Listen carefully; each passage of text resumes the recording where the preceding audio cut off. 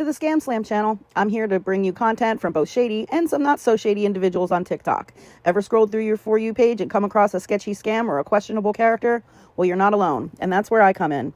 On this channel, I'll be diving deep into the world of TikTok to expose scams, scammers, and problematic content to steer clear of. From beggars, scammers, fakers, liars, abusers, and awareness creators that you watch, I'll be here to share it all. I'll be doing it all through showing live streams and adding in comments where appropriate. Be sure to look out for those red flags. So if you want to stay informed on what's really going on in the world of TikTok, then hit that subscribe button and join me on this wild ride. Let's expose the truth together, and reminder, don't send money to anyone on TikTok. Gotcha. That depression got you. I understand that. I can relate to that 100% about losing a loved one and just giving up on yourself. But,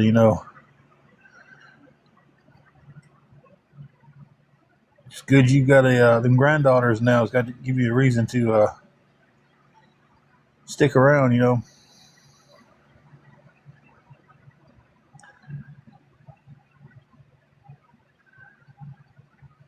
Grieving for someone can kill you. It really can.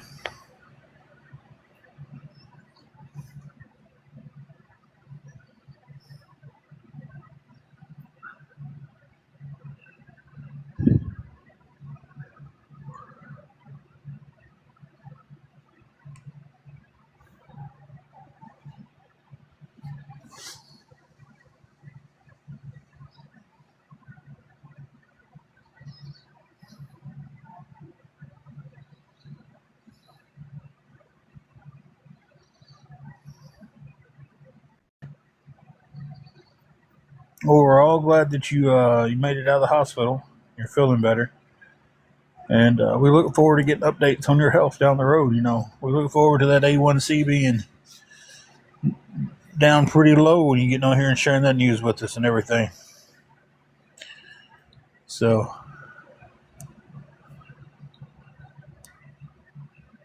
we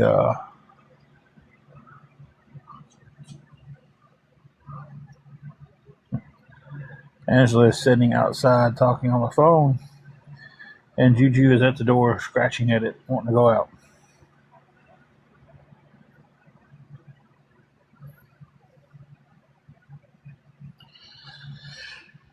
It's easy to do, Bigfoot. It really is. It's easy to just give up. I lost someone who meant a lot to me, and I just had days to where I didn't care if I made it home or not.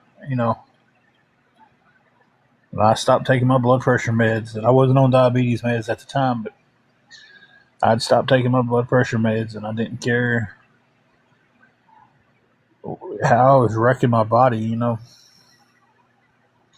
I was depressed. I stopped going to the gym at that time, and I was probably in the best shape of my life around that time period.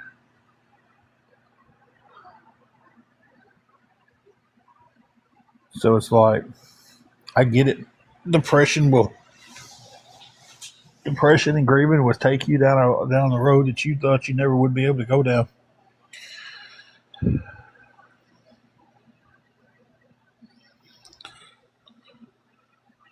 Lozano, if I said that right. Sorry for your loss. I know that one's still. I know from losing my own mother that it stings.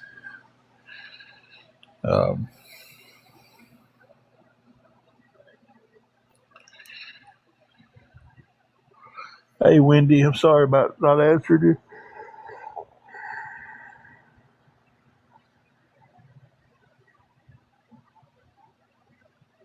My check has been screwed up at my job, and now I don't know if I'm going to be able to pay our room.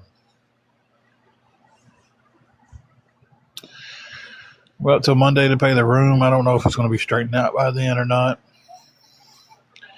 I don't know what's going on.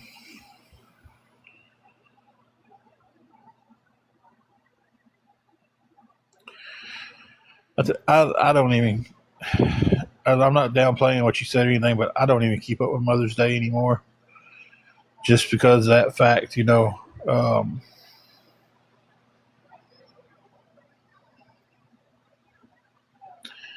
I did, but it just got to a point to where it's like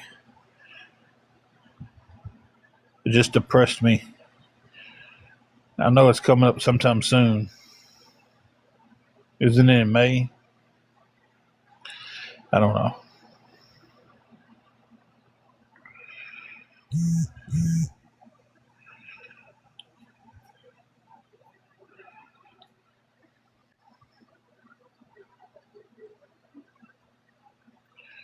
I do remember our first Mother's Day without Mom.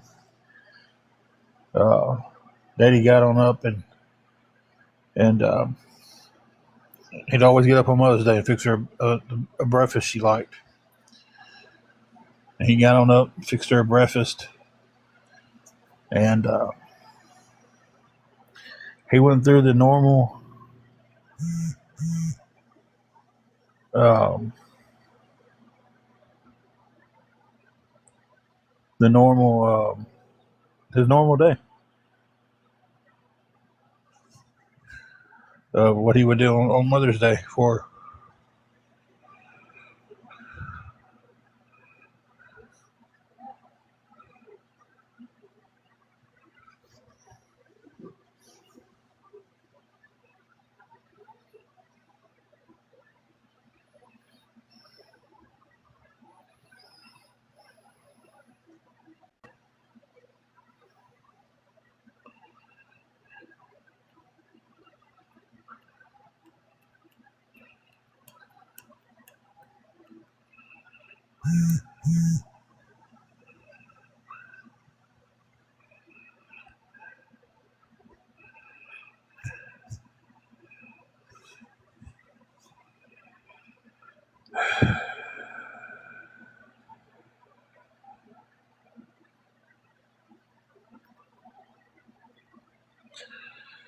Well, as you can see, the trolls have just figured out that I'm on, so we'll be off to the races on that one.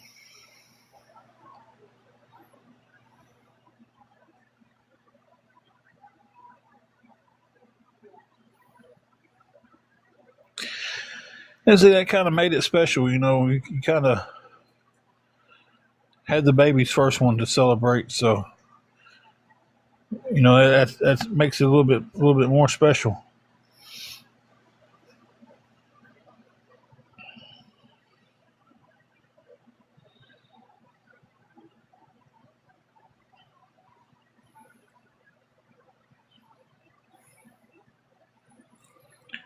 Why does that name look familiar to me, Jesse? Should I know that name?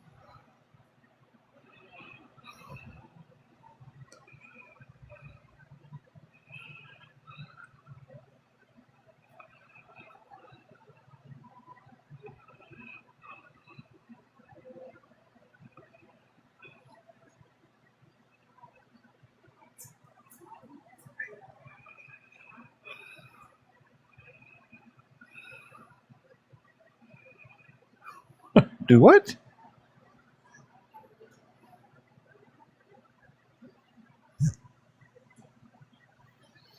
Y'all hang on a minute. Let me look at this.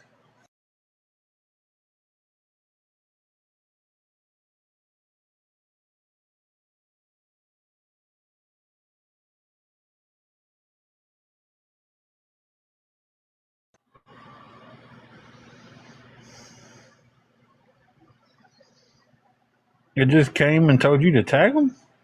Jesse, I'm confused.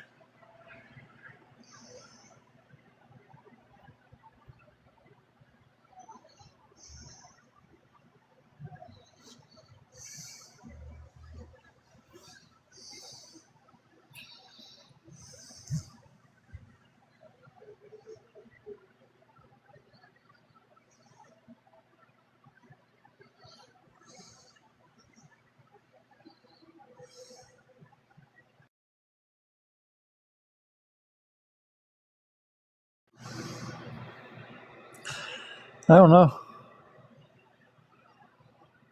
The name looks awful familiar, though. I don't know where I know that name from, though.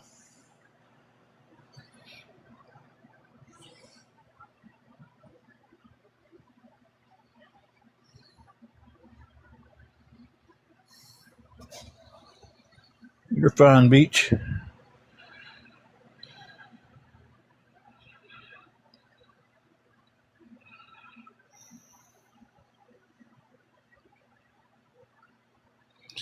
Yeah, that was weird, Jesse. I don't know. Welcome back, Carrie.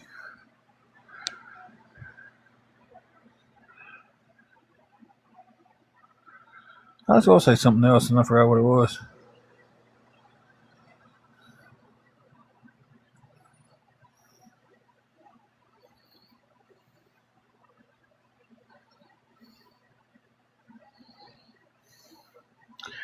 Oh, yeah. I like how.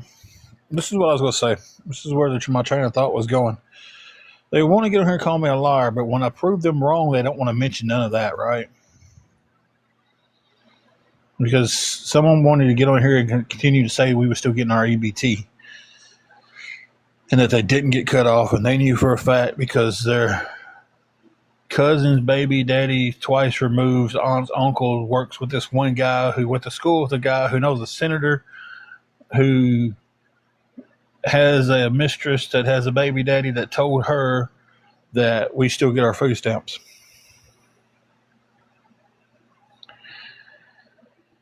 And when I proved them wrong on that, that's never mentioned.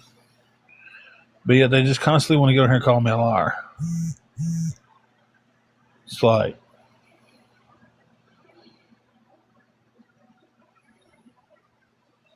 yeah, and I showed the proof that I reported our food stamps, our EBT, and they got cut out. But they was arguing with me that we was still getting them for this month.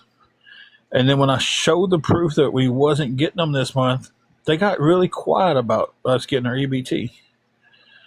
But nobody came up and said, you know what, guys, we was wrong on this. Imagine that. The people who said it has no accountability of what they said.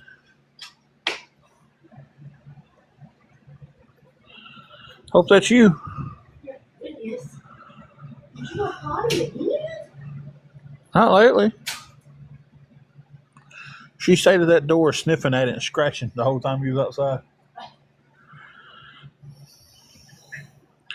I'm live, by the way.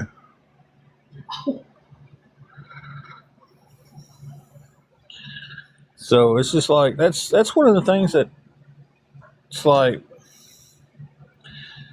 they want me to have accountability for things I say and do, but they never show any accountability for things they say and do.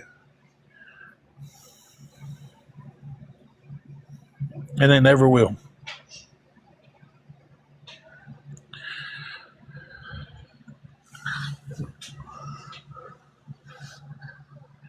You come in like a wrecking ball. I'm sorry. Man.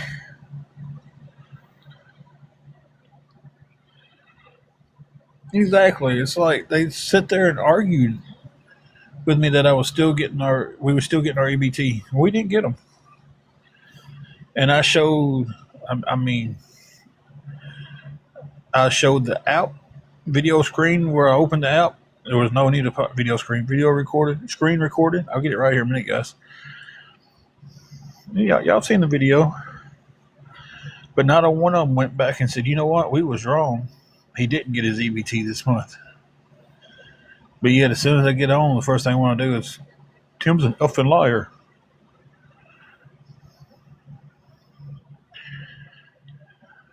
See?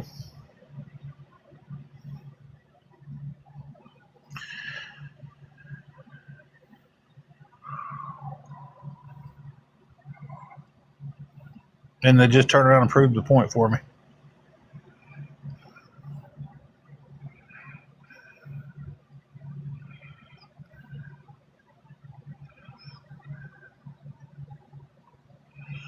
So, yeah.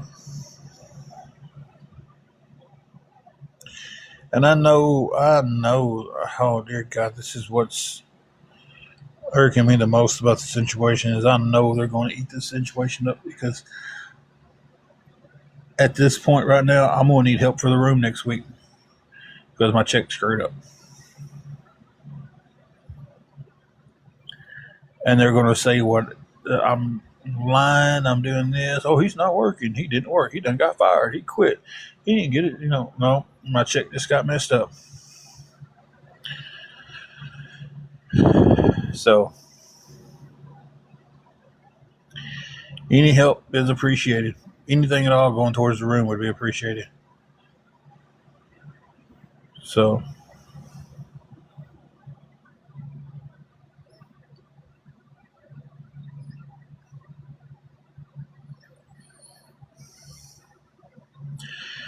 Pan, I wish I knew the answer. I didn't get my check. They went in and looked for it, seen where it was should have been deposited. Nothing was deposited to my account, and now they're looking into figuring out where it went, if they can fix it, and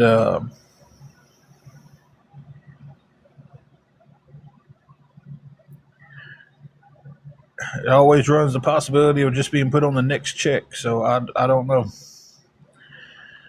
It just screws me over because the last couple of weeks we've been doing pretty good with paying the room, doing good with that, not having to come over here and ask for help.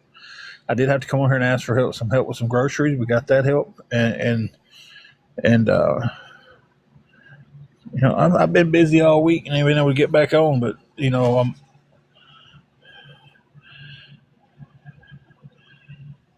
we are Saturday night off, and should be able to sit back and enjoy it like normal people. And because of a mishap, I'm stressed. Okay, Jesse, and I don't have a freaking clue on what to do.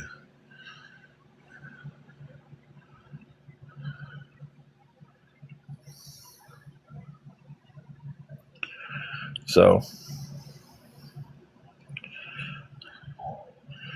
it was, because this would have been the week. This is the week that everything should have got a lot better for us. It should have been more money on the check. Should have been. And when the check finally gets straightened out, it will be. But it's just the point of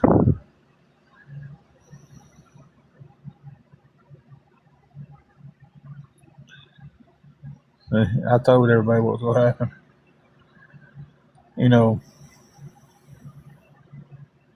Well, don't.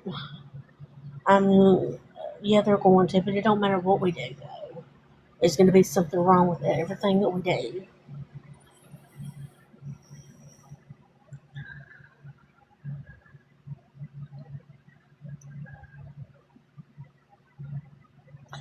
Yeah, Pan, it was a letdown and a half. I've got to cut my fingernails tonight. They're like Wolverine. Not Wolverine. They're like Sabretooth. Juju is doing fantastic. She is over here in her bed. You'll wait a few minutes. You'll probably hear her snoring.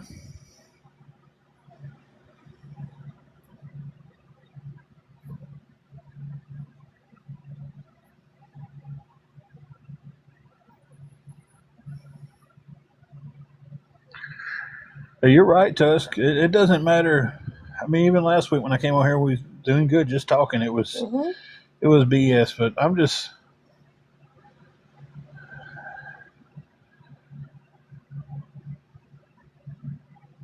I feel beaten today.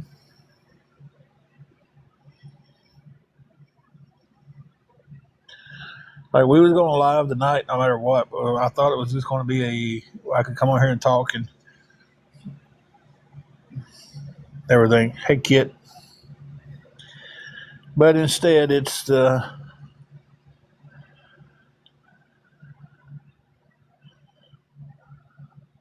having to ask for help because,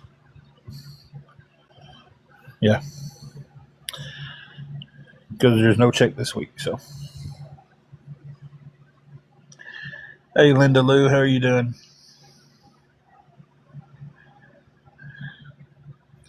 Hey, Kayla.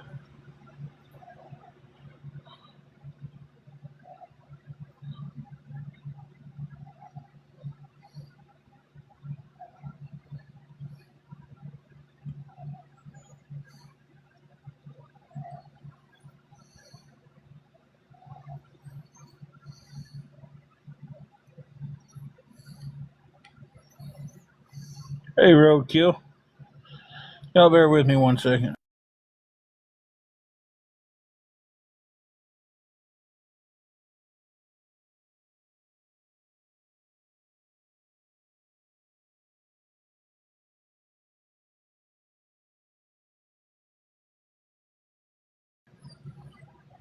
Okay. Kayla, I wish I could say good, but I have to say not that great.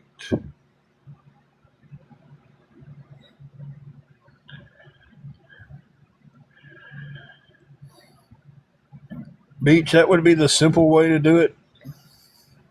They're saying they're looking into it and they'll let me know how they're going to handle the situation. So I don't know um, if they're going to do something in that scenario or if they're going to make me wait till my next check and put them all on there together. So I have had them do that before. That's how in this case solved their solutions when they messed up on a check. Whatever they messed up on, just went to the next one. Hey, Bonnie. Hey, we was on earlier this week, Bonnie, but I've been working a lot and ain't been able to get on a lot. So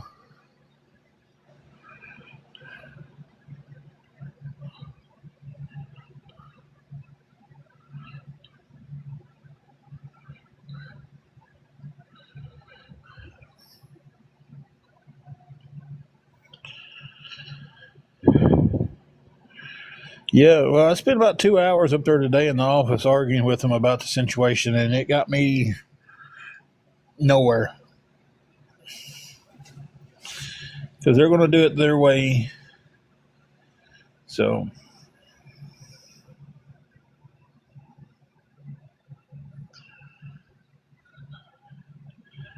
they're going to do whatever's right for them. They're not worried about the employee. That's every place of employment. I don't care who it is. I don't care if it's a billion-dollar company like Walmart or a mom and pop. They don't care about the employees. They care about the money they make, and I understand that. That's what they're in business for. But people don't care about employees anymore.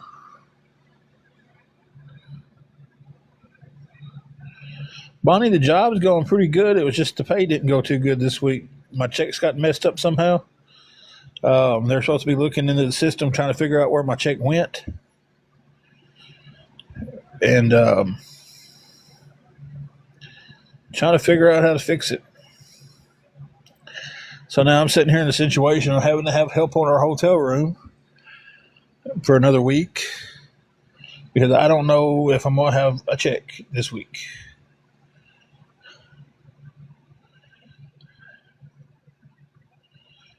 So, Kayla, I try not to. I try not to let them bother me, but man, sometimes they just beat me down enough to where it bothers. You know, I try to let it roll off of my back, but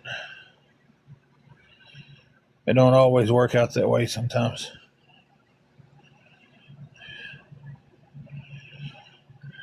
Sometimes it's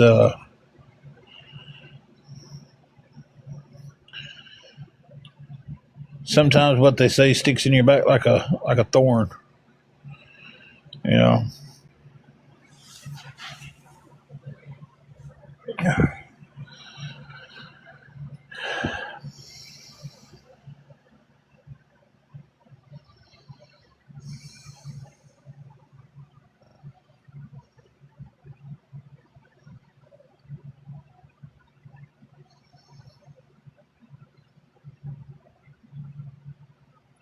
Hopefully tonight it doesn't get too bad.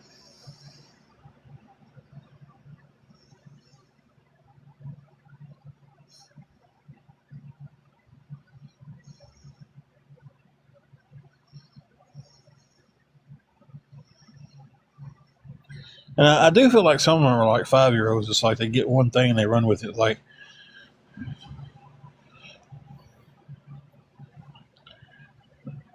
the only thing they can figure out to say is my weight, or making pictures hinting that I'm transitioning into a woman and LGBTQ and all that stuff. It's like what, you know. Somebody in that group has some definitely has some phobias about that because they sure do dwell on that part of the situation a lot.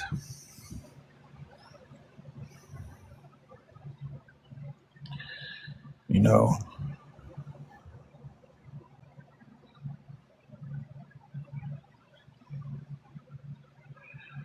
there's no excuse for body shaming, and there's no excuse for anyone to be made fun of for their sexuality. I'm a very, very straight man, but for some reason, they want to make these gay jokes about me. Now, them making gay jokes about me, that's kind of homophobic in my view. So, the 5 year olds don't give excuses. Yeah, I know a lot of 5 year olds. When you ask them why they did something, they give you an excuse, you idiot. Wow.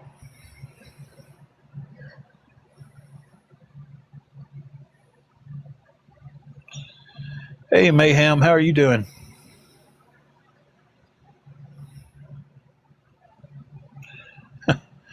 Resources, not blessings.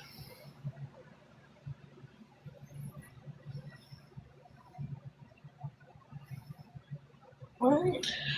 So, instead of saying somebody blessing you with, helping you with your room, they shouldn't bless you with that. They should just give you a resource to go get help with. But what these people don't realize is these resources don't help like they think they do.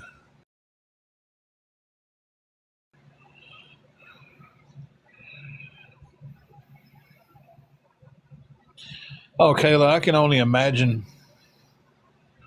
You know, none of them who's doing the body shaming is. I guarantee none of them sitting there and they're perfect. Hey, Wingo. They've all probably got something they can look in the mirror and go, "Man, this is something I don't like about my body." But they don't think about, okay, what if hundreds of people off the internet started making fun of that one thing? What if they started making fun of their size? So, what if they had a deformity or something that got made fun of? Oh, we'll just grow up and tough it out. No, because we've all got feelings and stuff hurts. You know,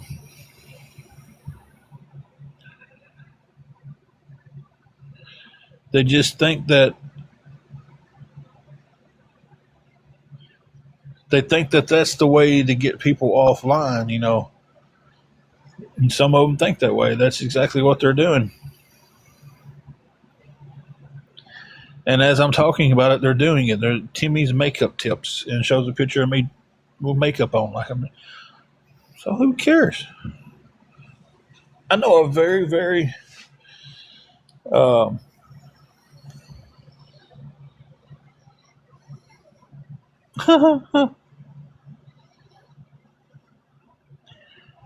Queen Mab. Don't delete that yet. Let me address this. Eli has receipts. He paid for your room for the month. Lie. It's going to be put out, so be careful, Tim. Lie. And no one is making fun of me or making fun of you. No one. Lie. Because there's Timmy's makeup tips where they've got me fixed up like I've got makeup and stuff on. They've got me in drag in 20 different pictures now. So, Queen Mab, explain that. If no one's making fun of me, explain those pictures making fun of me.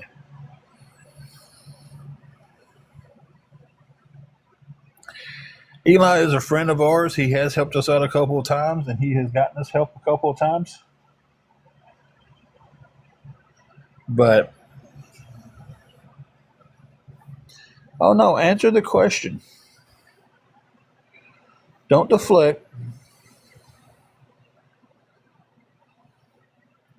And I don't want any of my mods blocking this Queen Mab. Yeah, you can report that, Caleb, but it doesn't do any good. It's like a Wild West over there. Yeah, you are. I asked you a question. You didn't answer it. That's deflecting. You answered it with another off-topic thing.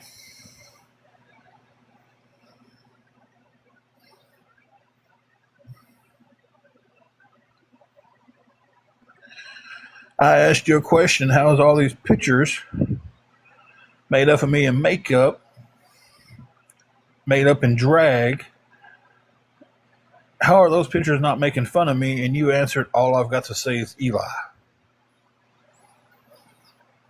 Answer the question I asked. That's all y'all can do is come in and deflect. I've talked to very few people from awareness that didn't deflect answers that I asked. Very few. You don't know anything about any pictures, then you need to shut your mouth until you got all the facts.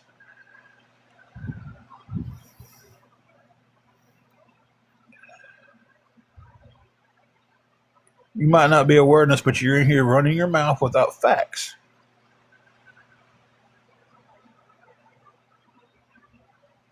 So until you have the facts of what's happening, you can't come in here and say something as a fact when you don't know jack squat about it.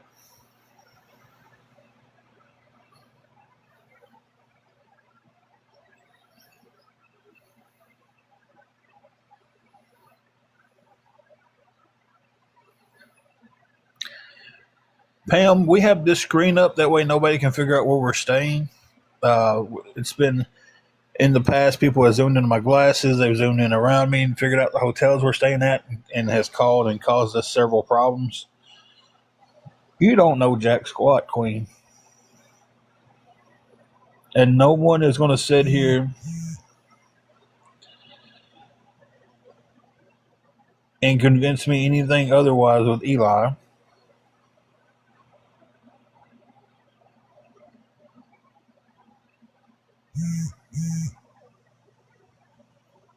Yeah, it's fine to be a black screen now. I mean, this is the same format that all the awareness groups uses, except there's usually more of them talking in little squares, and they're usually streaming somebody. I did put up my food stamp receipts. Exactly, because that proved the point that what some people were saying that I was still getting them, it proved that I'm not.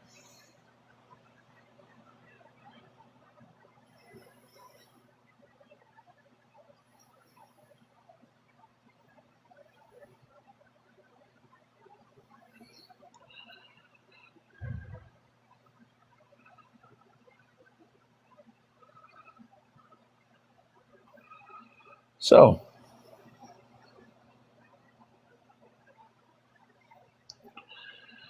yeah, it showed where I spent my money. See, Walmart, grocery store, dollar store, went in there and got some groceries. Yeah, it showed exactly where I spent the money at.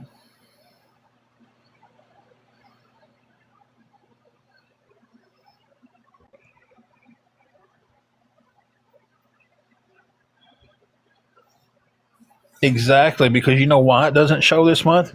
Because I didn't get a deposit for this month. There's nothing to spend this month. If I go and spend that $1.34 off of it, that's still there. Guess what? It'll show $1.34 spent in the month of April.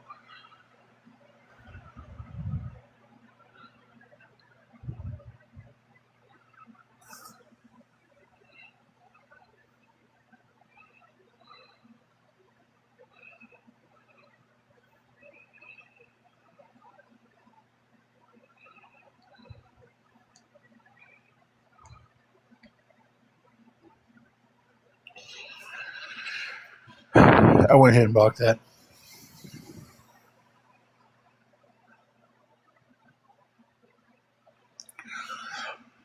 When did my check got messed up this week? And I don't know how they're going to fix it. If it's going to be fixed next week or what's going on, I'm not for sure how they're handling it at this point. They're trying to figure out what happened. So,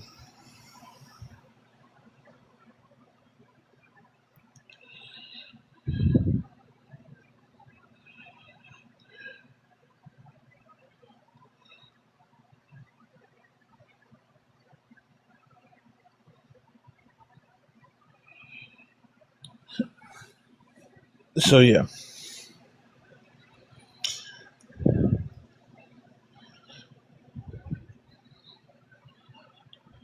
The missus is with me tonight. She's just not talking right now. Yeah, I'm here.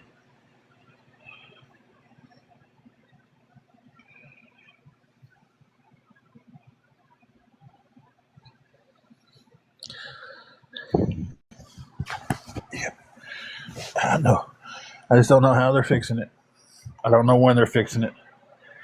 And I just can't wait around to the last second to figure something out. So I've got to figure out the room at this point. And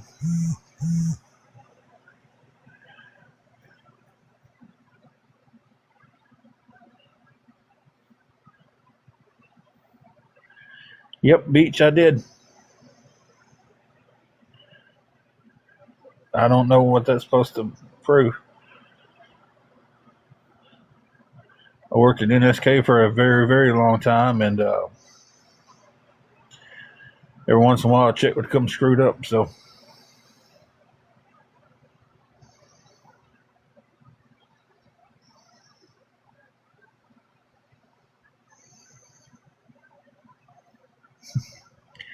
kid said they better not start on you. I've had my heart crushed today, and today's not the day.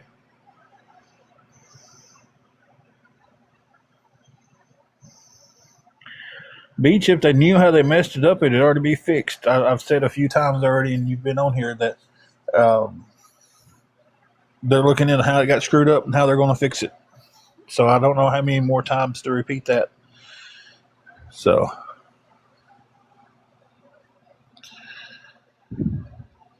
they do direct deposit, and it's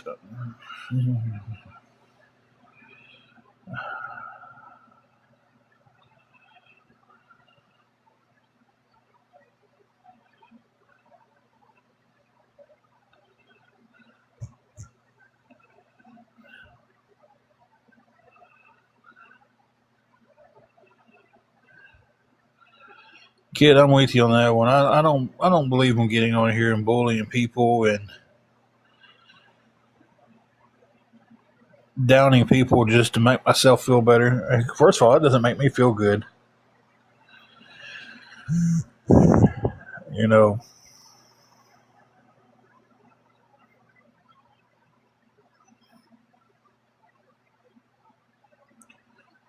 I just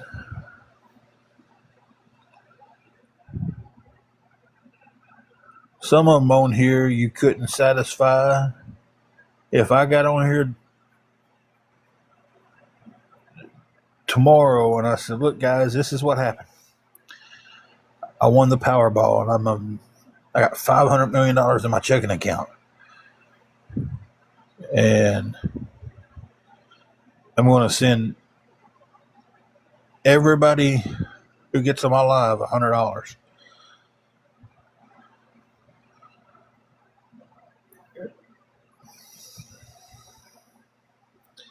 They would complain because I wasn't sending them $200, or they would complain because I'm sending it to the wrong people. Hey, thank you for the roses.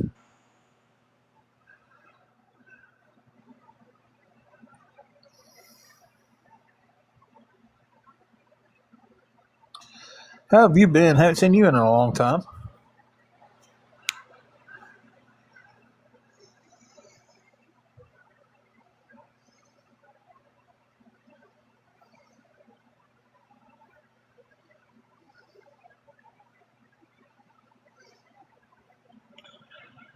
That's how I'm trying to be. I'm succeeding most days. We've been doing pretty good. Started making some forward motion, and then just this week we kind of took a slap in the face with my check being screwed up. So we're kind of over a barrel this weekend.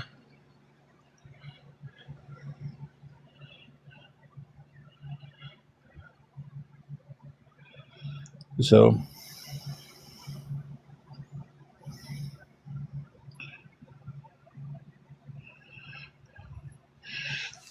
yeah, it's starting to get better. It's just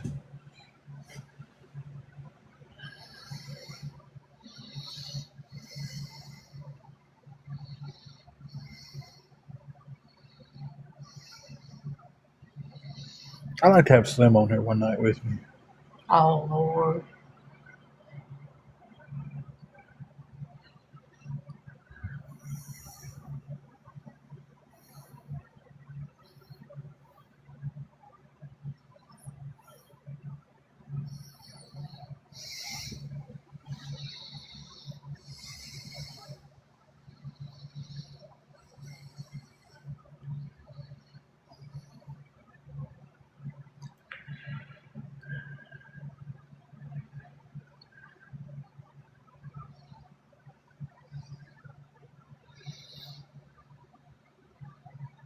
I mean, I didn't think there was men and women's colors. I thought like you could wear whatever color you want. Oh, my mods are definitely blocking left and right. They're blocking some y'all don't even get to see. They catch them coming in and kick them out the door.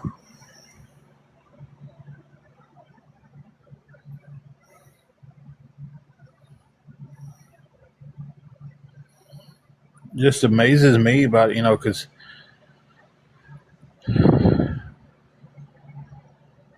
it's like what do they have against the trans community and gay community?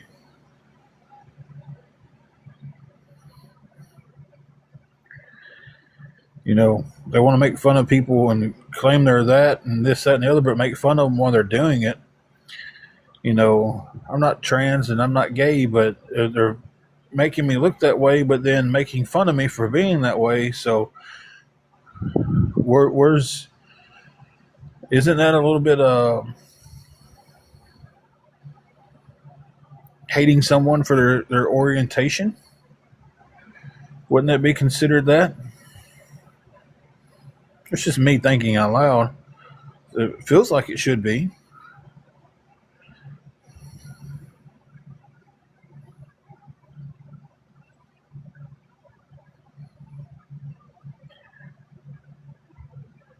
You know,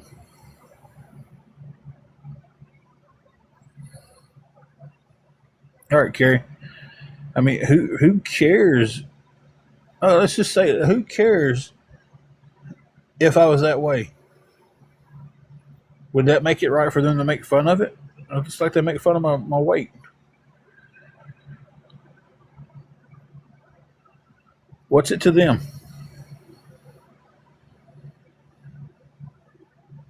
Because at that point, it's nothing to do about awareness anymore. That's just pure hate.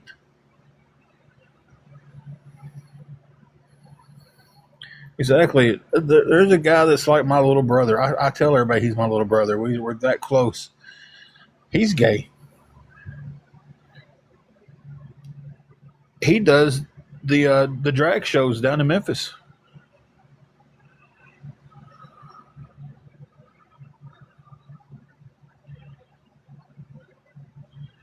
So what they got against people in drag and gay people? They've got something underlining there because that's all they can.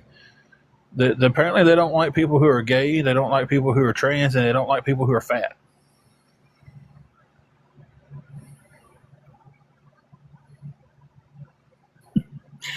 Jesse says, "Shoot, I like me some men and women."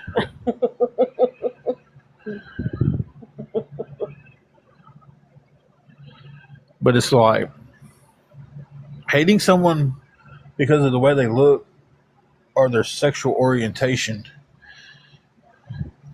is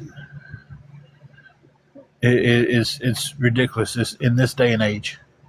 And race, hating somebody for their race is stupid.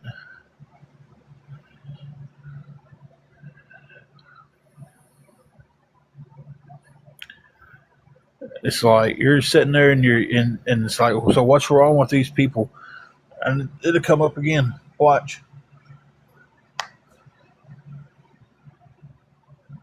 Give it time. There'll be another picture of me in drag or in some little dress or, you know, something stupid.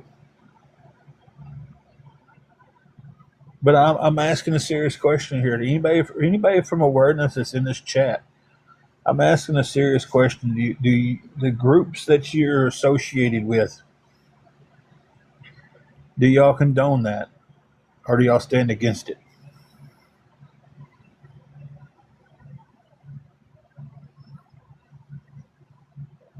So I know some groups stand against it 100%. I've heard in my own ears them, hey, no, don't, we don't gay bash here. We don't talk about, we don't body shame here. We don't, you know, talk about race on this chat. I've heard some of them say that. But for the ones that are coming here doing that,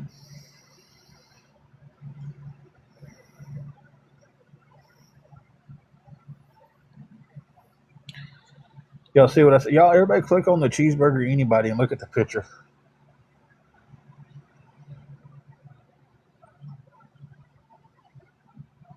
Don't just look at the name and stuff. Click on it and look at the picture.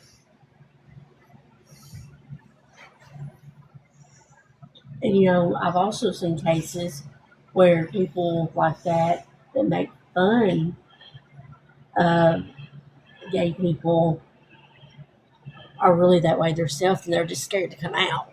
Oh yeah, I've seen a lot of people do that. I've seen that a lot of times. We all have.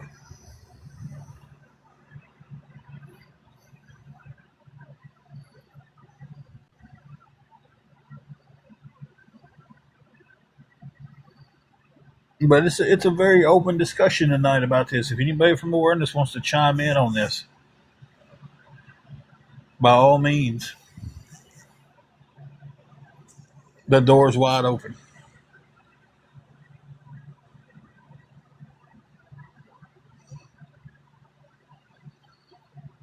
No account to be unblocked for anybody to come in here because they've got 50,000 other burner accounts. But that's the question I'm asking them. Do y'all stand for this stuff? Hey, Christine, do y'all stand for the body shaming and the making fun of someone like they're gay and or transsexual? Do y'all stand with that or are y'all against that?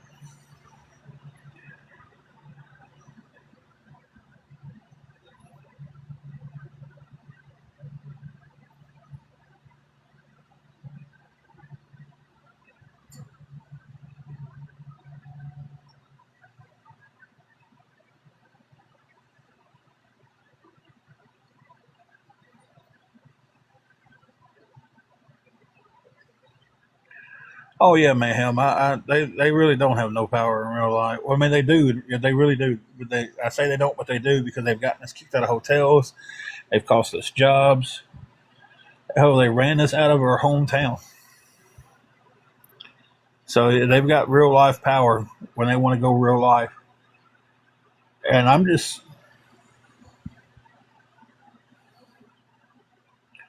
that's the answer y'all can give back.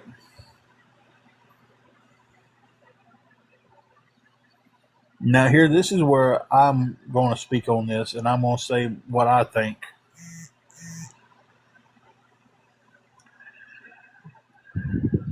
Craig, how you doing, man?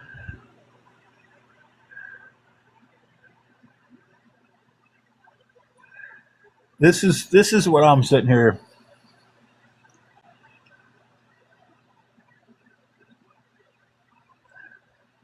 If there's 95 people in there, it's not if there's 95 people in this chat right now,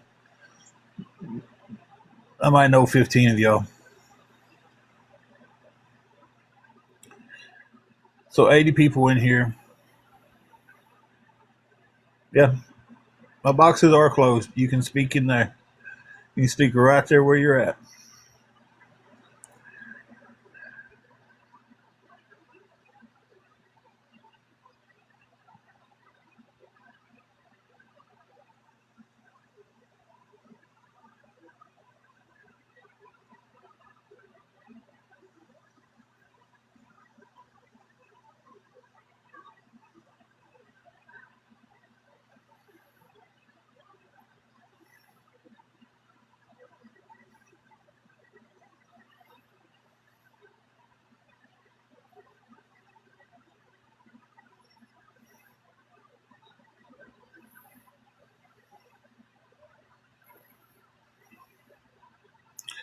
Hope you don't need surgery on your foot. Yeah, I said come in and answer the question. You don't need a box to say yes or no.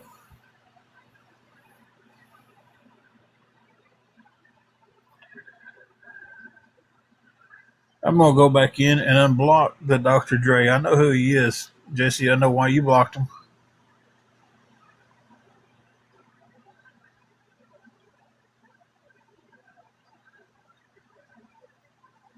Oh, you can go over to Dr. Dre's page and watch his little video about how to make burner accounts and learn exactly how to make fake accounts.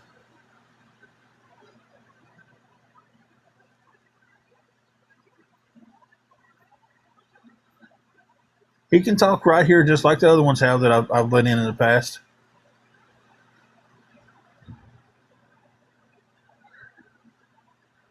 I even went back and unblocked him where my mod blocked him.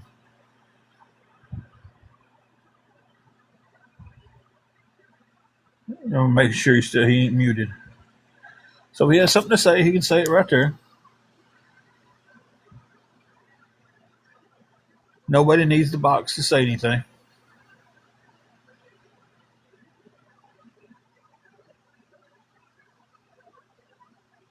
Okay, ask away. Let's go, Blues.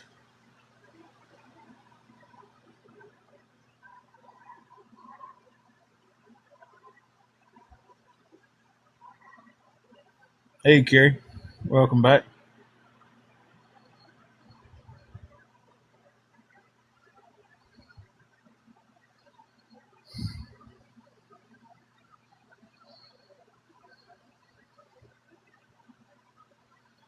Why are the pictures body shaming? Do you not see the pictures?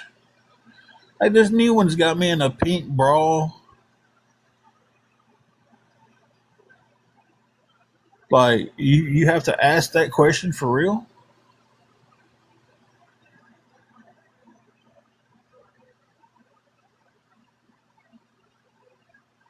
Where does in these pictures does it make a direct reference to the LGBTQ? Not every picture does. Let's go, Blue. Not every picture of them does, but there are some pictures that's got the LGBTQ flag flying. It's got one picture has members of the LGBTQ community with flags behind it. Um, so some of them are not all of them are, but those that's got the flags in it and it's got the stuff behind it, 100% reference is in reference to the LGBTQ community.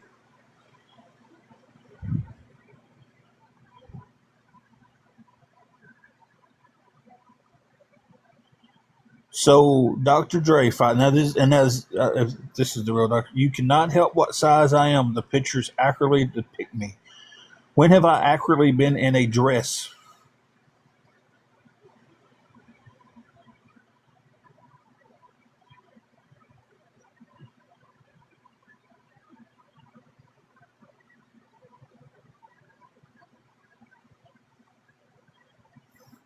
Let's go, Blues. I just answered that question. Okay, then getting on here calling me a fat elf or a fat ass. A fat SOB. Hey, you're fat and you need to lose weight. Hey, you're fat and you're this. Hey, you're gross and you're that. Would that be body shaming? Since the outfit doesn't change the size? First of all, that's not me. It's just my face in all of those pictures.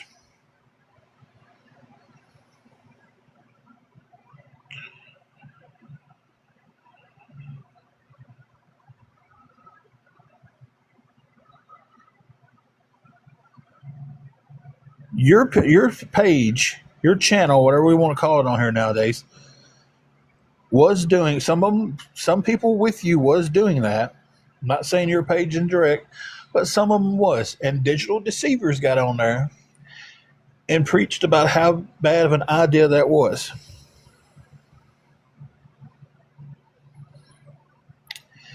And I heard the live. I was sitting there watching it. You know, both ears and all four eyes, rocking and rolling on it.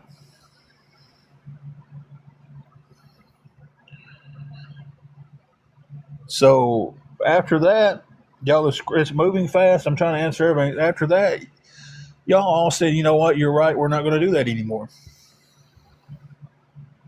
Okay. I've said that before. After digital deceivers got on there and said something to you guys about it, y'all was all like, okay, you know, you're right. We shouldn't do that. We should be the facts. We should be this, should be that. And y'all went on.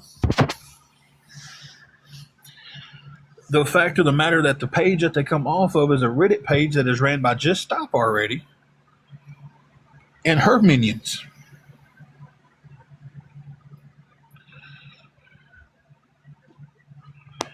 No, I'm not saying that the picture has to have a reference to the LGBTQ for it to be potentially offensive. It's offensive to me when I'm sitting there being portrayed in a bathing suit, sitting there being portrayed as I'm a cross dresser, sitting there being portrayed holding a cucumber like I'm going to go have sex with a cucumber. Um,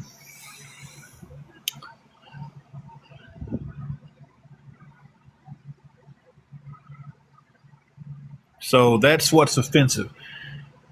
There are pictures with the LGBTQ stuff on there.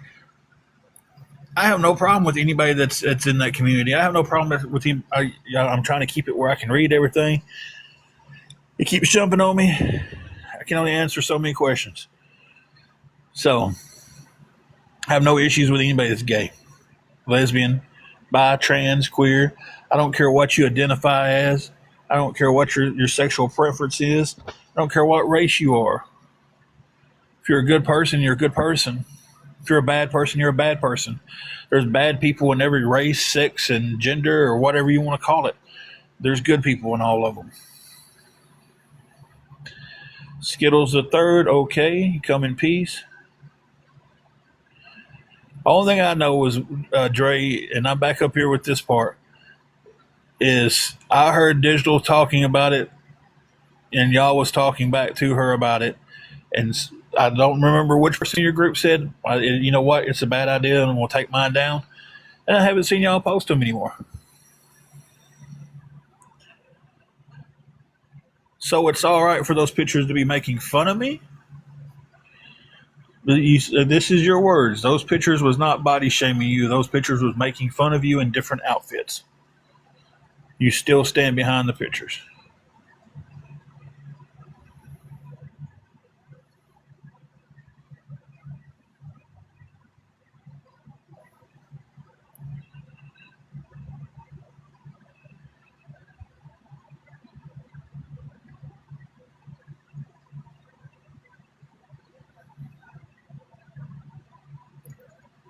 So it's okay to stand behind pictures making fun of me.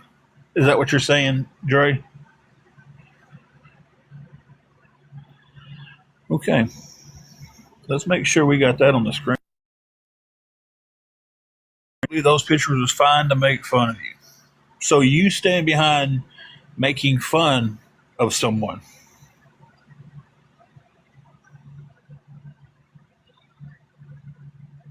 And you're an awareness creator, correct?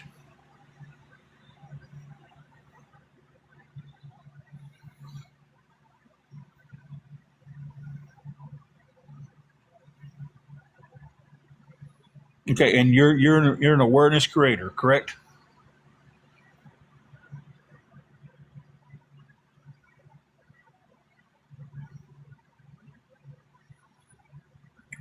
What kind of commentary do you do? What do you do in every live?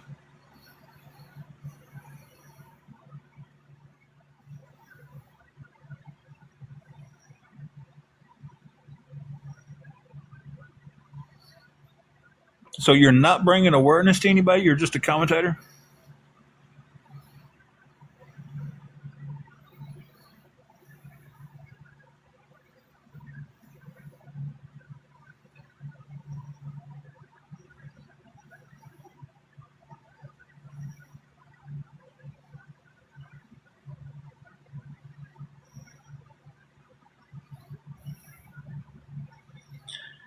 Keith, I don't know what your account was. I don't know. I've been trying to keep up. I've been trying to scroll up and do stuff and read and answer questions. So I'm not for sure who you was that got blocked. I don't know. Okay, so you're saying you're not a part of the awareness community. You just happen to have people in your live all the time that are a part of the awareness community. And you're bringing awareness to some people about people, but you're not awareness. Is that what you're saying? I'm just trying to make sure I understand this.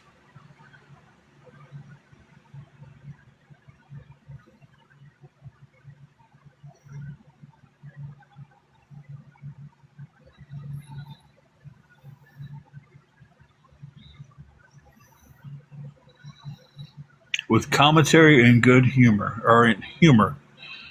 Because I've never heard you say anything good. So, hang on a second, Jesse. Don't block them. I want to know what they were saying. Well, you blocked them. So, basically, you're not awareness, but you get on there and you put people's cash apps, their PayPals, all that stuff on there for people to report. And then you're telling people to go report these people, but you're just commentary and what was it you said? Commentary and humor. I guess his humor where your boy Elfit was talking about punching a woman in between her legs.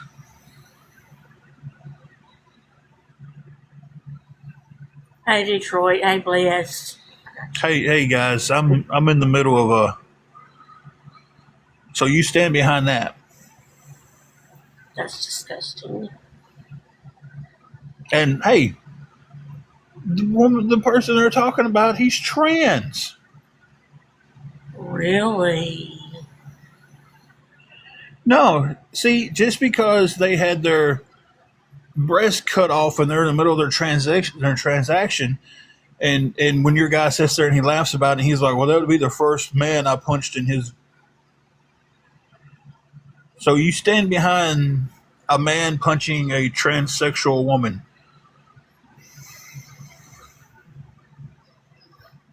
and you stand behind pictures that makes fun of people.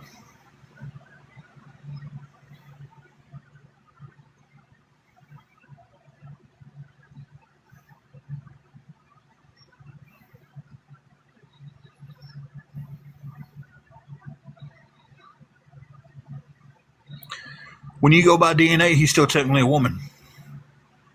So it would still technically be and could easily be considered a man punching a woman because he still has DNA of a woman.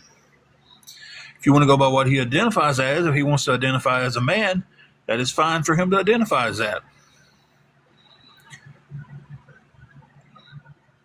But the fact that you stand behind your guy talking like that, violence, you stand behind pictures making fun of people, you're not man enough to say that you're awareness, you're dancing around that.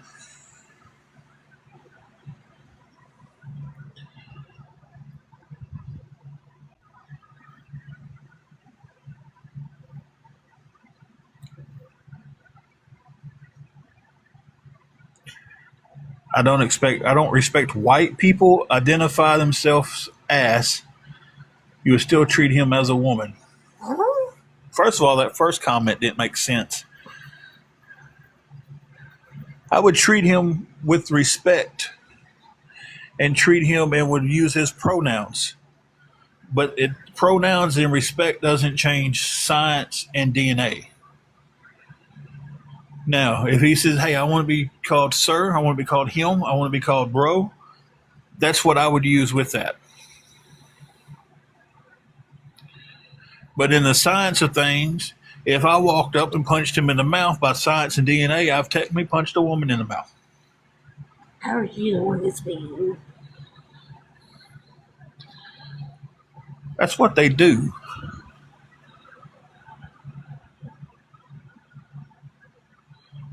I just said exactly how I would treat him. I'd treat him exactly how he wanted to be treated. I would use his pronouns.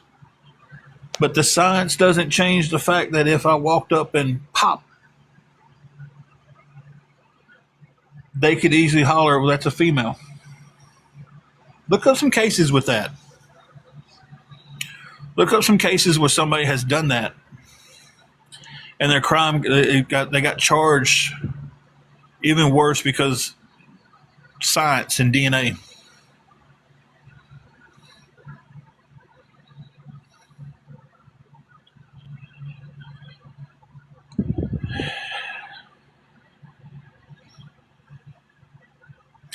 Okay, so it was right for your guy to say he would walk up and punch him in the vagina.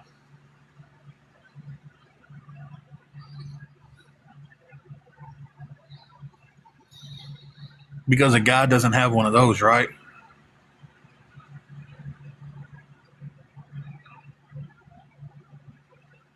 A guy doesn't have a vagina.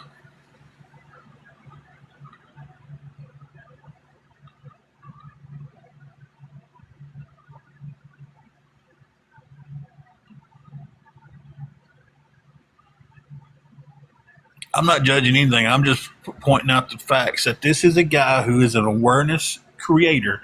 He can say commentary and humor all he wants, but he's an awareness creator because he gets on here, he puts people on blast, he shares all their information, and he does all that stuff like he's an awareness communicator.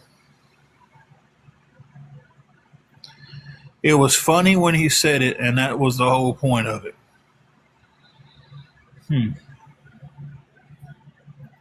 Wow.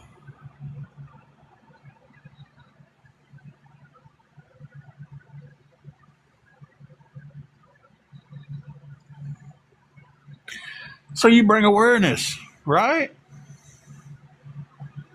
Because that's all your stuff's about.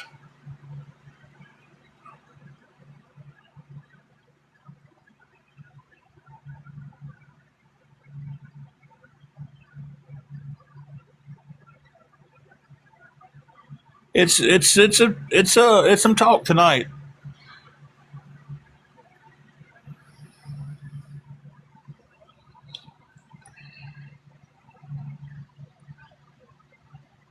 It's over now. Mods, go back to blocking everybody. Hey, Mix. They come in, they're from awareness, block them. I'm done with this conversation with him. He's an idiot. Flat out idiot.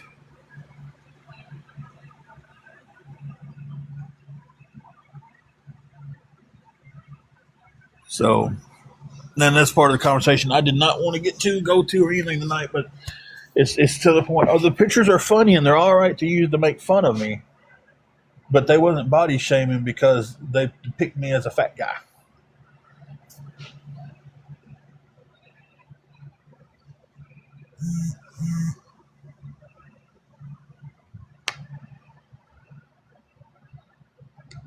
Nope, no conversation. If you want to finish that conversation, we can finish that conversation in private. Exactly, Susan. He contradicted himself several times.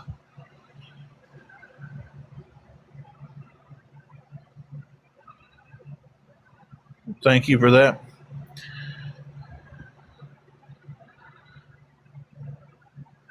Mix, we're here. I seen you up there. I'm sorry it took me a second to answer you.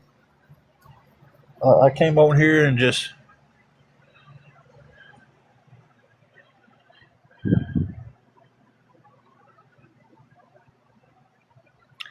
listen. I know I'm big. I don't need these people making pictures of me, making fun of me to remind me of it. And I don't need them to come on here every time I'm on a live telling me how fat I am. Oh, you're so fat you can't breathe. You're so fat you're this. You're just a fat elfer. You know, Annabelle, I hate to tell you, but that's bringing awareness to people. That's exactly what awareness does.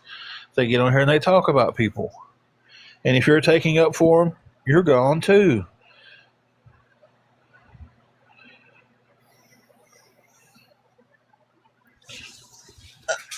Y'all give me a minute. I gotta give me something to drink.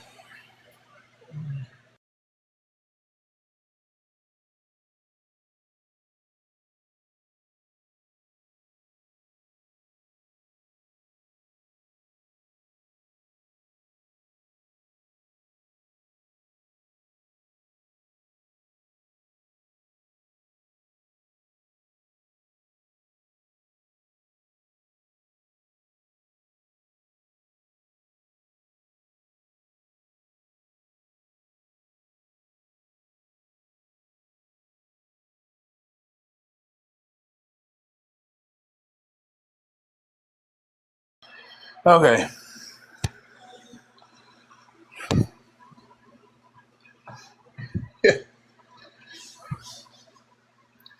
Listen, that's my thing. It's like y'all can go look at the pictures yourselves. You know, to sit there and say that, oh, they're not body shaming, but we use them to make fun of you. Like, how does that make anything they're doing right? You're making fun and bullying somebody. Oh, he's not awareness. He's just telling people that they shouldn't give their money to people. Who is he to pocket watch somebody? Somebody wants to send somebody something. Why is it his business to tell them no, don't send it to this person? I would hope nobody gets on this app and after just scrolling through and see somebody goes, and we're in this situation this week. My check is screwed up. I don't know when I'm going to get paid. I don't know if I'm going to have the room for the money or the money for the room. I'm asking for any kind of help. Now, if you're scrolling through and that's all you've seen me say, I would hope that you would stick around long enough to find out more about me. Find out, um, what me and my wife are about, our situation. Find out more about us. Are there any person you hear in that situation that you're thinking you're going to help? You'll find out more about them. Then you decide whether you want to help them or not. I don't think there's anybody coming on this app that's just scrolling through and every time they hear somebody say, hey, I need $10, they send them $10.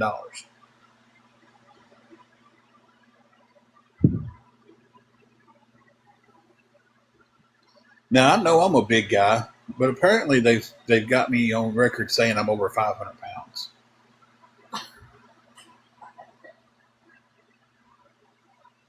I'm not over 500, I'm over 400, and I want to make that in a better situation. But like Craig said, he's a big guy as well, but the old ladies love it. You know, I mean, I ain't never going to be a skinny guy. I don't want to be a skinny I guy. was gonna say I don't want you to be a listening guy. I'm 6'4". If I was 200 pounds, I look like a stick walking around out there.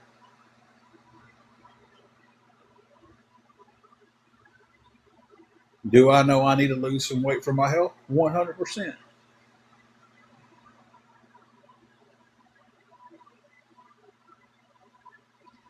But this conversation from the last conversation I had with people on here is totally different, besides the one with Just Stop.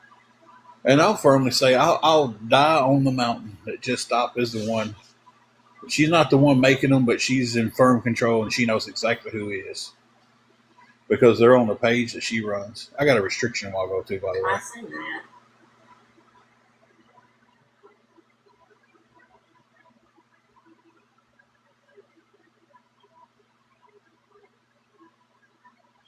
Y'all want to hear something great?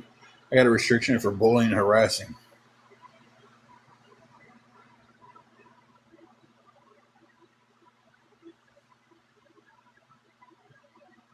So how great is that? They can come on here 50 times during a live under a fake account with pictures that make fun of me, but I get the restriction.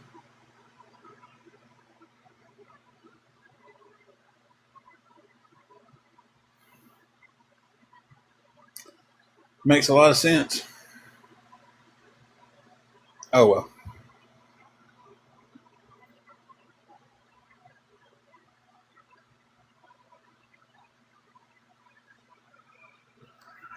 We are going to end this live. I will be right back.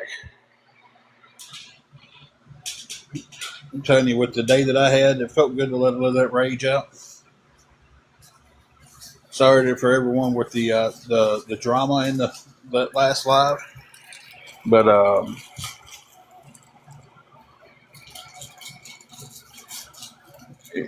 y'all seen a little bit of the scope of what we deal with. Y'all see why Angela doesn't get on this app much anymore because of that crap. Hey, Holly and Ben, you seen someone who is an awareness creator sit there and admit that they think the pictures are funny, that it's being made fun of, that the pictures of me, they're making fun of me?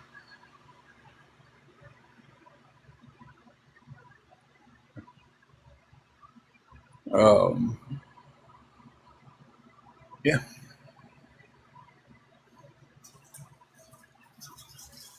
Hey, Jamie. Yeah, it's not too well, so Body shaming is never okay. Some of the stuff that they say over there, and sitting there to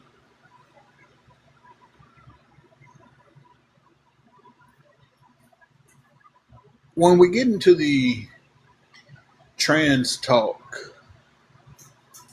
it's a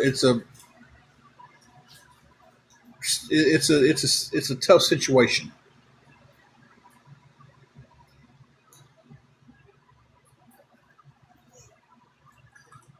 You know, but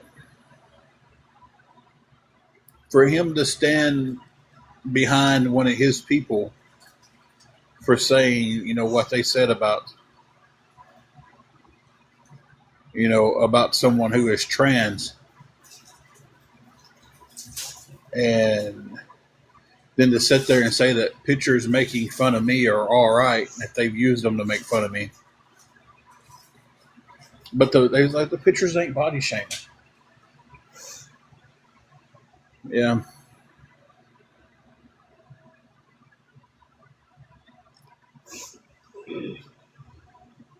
Jesse James, some of them on here, that's how they make their living. Some of them are making good money. They're making thousands of dollars a month. Uh, Hence, it's still in the four figures. That you say four figures, that's $1,000 and above. But they're making 4 to 6 thousand bucks a month, and being hateful on this out. Some of them get on here and they're like, "Well, we're bringing awareness because these people shouldn't get help. They're scamming you out of money if they ask you for help." How do I know that for sure? Because you can go to tickleap.com, type in anybody's username, and see how much money they've made for that week. It's exactly how.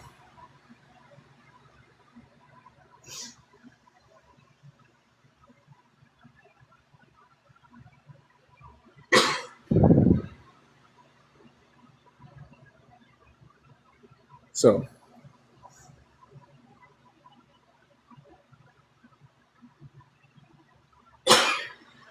if you can sit here and still follow someone after the things he just said about how the pictures are okay to make fun of me, about how he stands on the grounds of what his guy said about uh, trying to think of a way to word this, assaulting a transgender person by smacking them between the legs. They're a female to male. He wants to smack them in their female body part.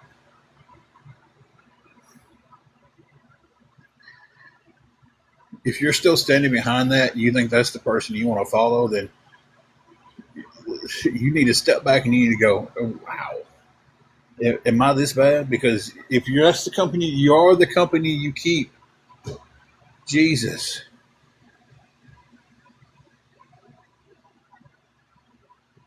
Because I'm tired of answering the same questions over and over and over and over and over and over.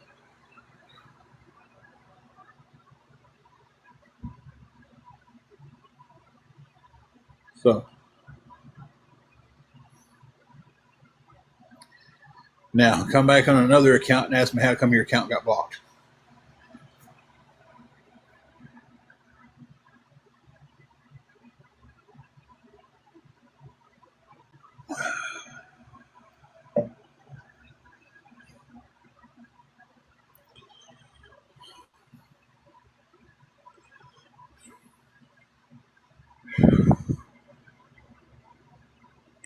Shout out to my mods. You are fantastic.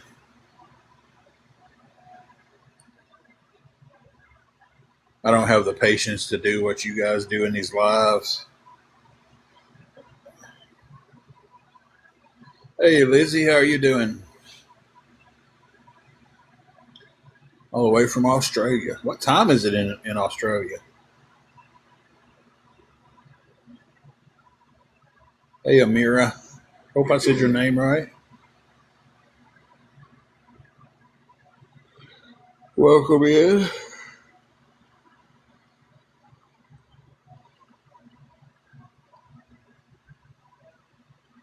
Hey, Attitude.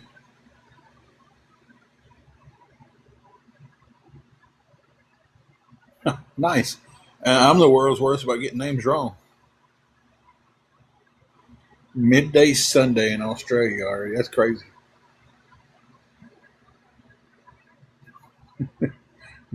She's messaging us from the future.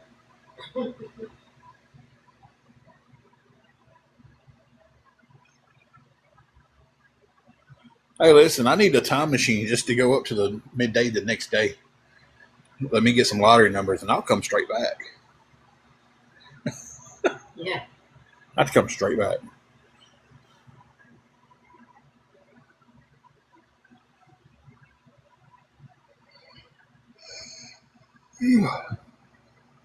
So it's 9 o'clock here on Saturday night, and it's midday Sunday there.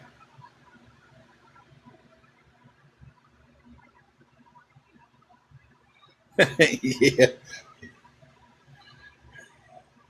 I wished it worked that way, Craig. Yeah, that's what the winning lottery numbers was. I wished it worked that way.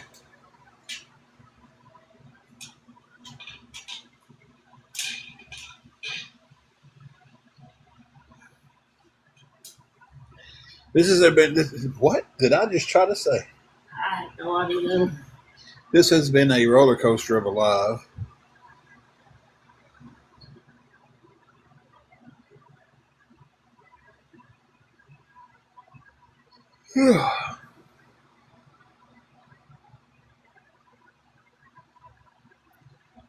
Christine is going pretty good. The actual work part's going pretty good. My check got screwed up this week, so 9 p.m. in Pensacola, Florida. It's 9 p.m. here. Come here, baby. Y'all give me a second.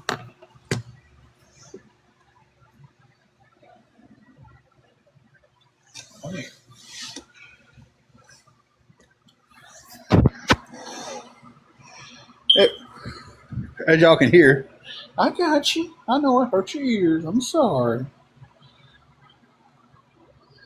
Our fire alarm will just randomly do that. It doesn't do it all the time. Just every so often, 2 or 3 beeps.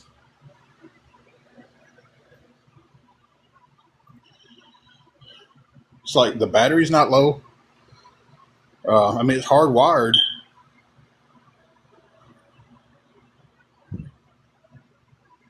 So, anybody have a clue what would cause one to do that? It's a hardwired. It's okay, baby. It scares Juju half to death. She got out of her bed, came over here to me. She's in my lap now.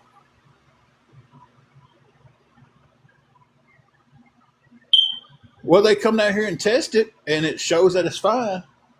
Bean, where you bean? Ow, ow, ow.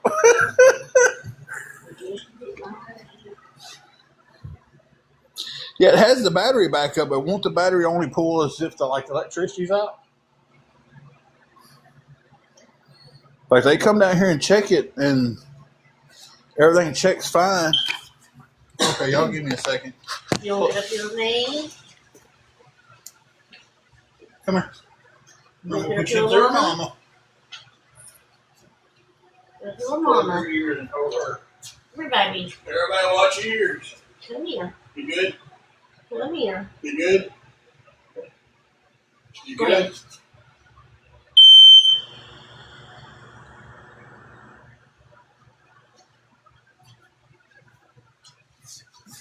That's a little louder in my ear than it usually is. Whew.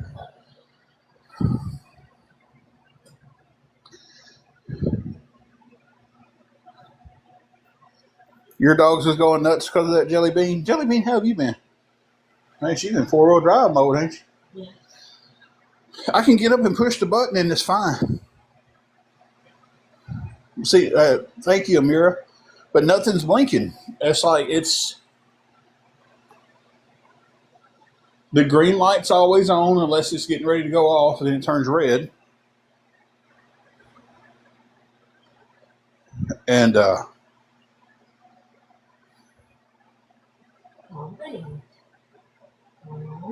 okay, Kim, I might have to. Apparently, I scared everybody's dogs. Oh no. Okay, but it doesn't beep all the time, so that's what threw me off. Like it won't beep no more for days.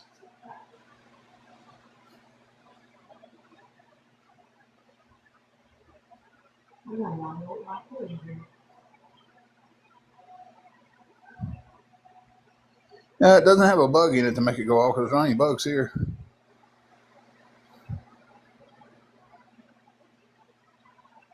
Huh. Oh no, I'll just pick up a. I'll pick up a new battery for it one day. It's liable to go for a week or two before it does it again. So I first initially thought maybe it was like telling you like carbon monoxide or something.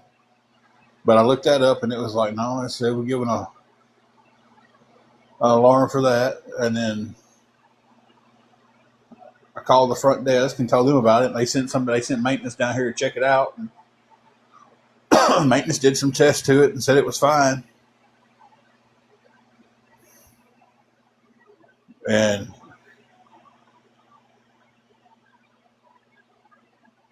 of course, it ain't going to do it during the day when maintenance is around here working on things. And they come out here and see exactly what it's doing. It's going to do it at night when they're not here. But you know, that's my luck.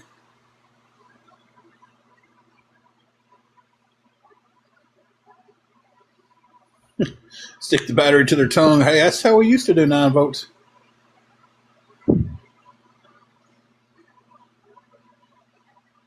Okay, I'll keep that in mind. Everybody's saying that you still have to change the batteries even though it's hardwired. She did not, Kim.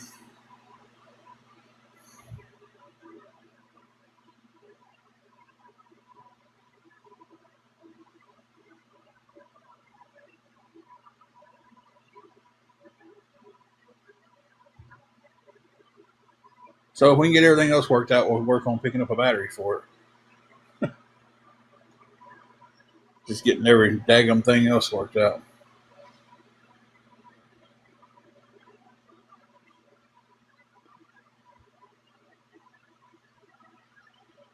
I guess I should have muted. Next time, if I have to do that when you're on live, guys, I'll mute everybody. I'm sorry for messing up everybody's fur babies.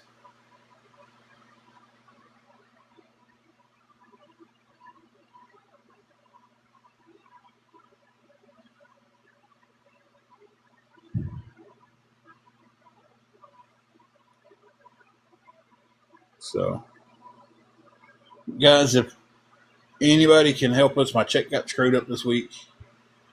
I don't know what the result of that's going to be. I'm trying to come up with the money for the hotel room for another week. So if anybody can help us out, it would be appreciated.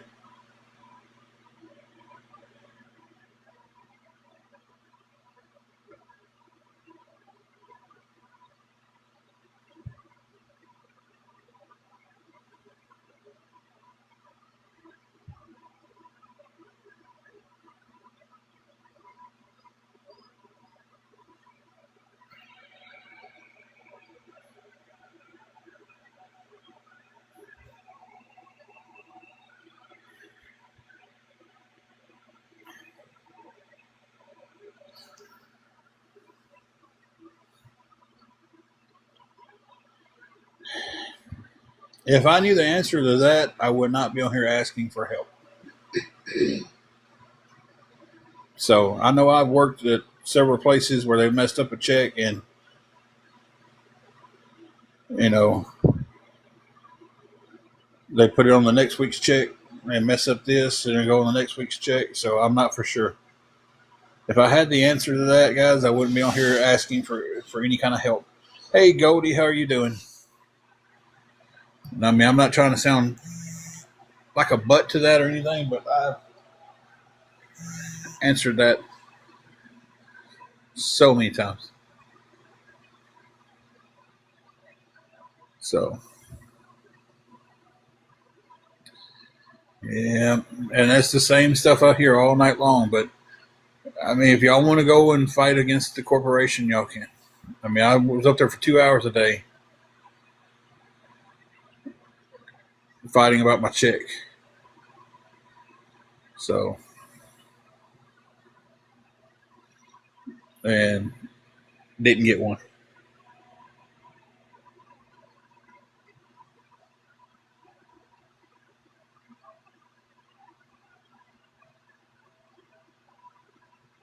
There are so many experts on labor laws. Oh yeah, of course it is.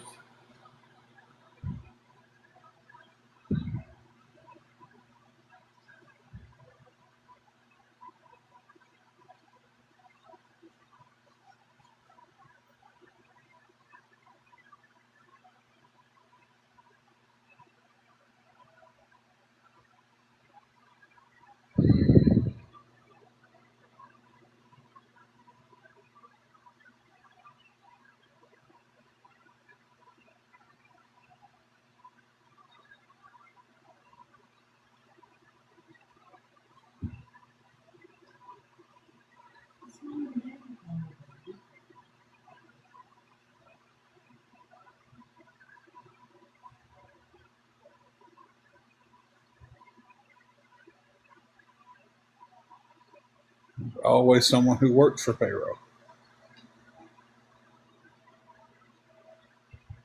Between them and my bank, my check was deposited somewhere. They just don't know where it went.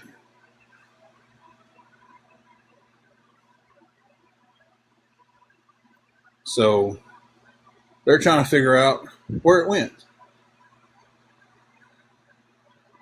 because it's not in my account and it's not in theirs. It's showing deposited, but there's nothing in mine. I pull up my stuff, show it to them. It's 27 cents left in it.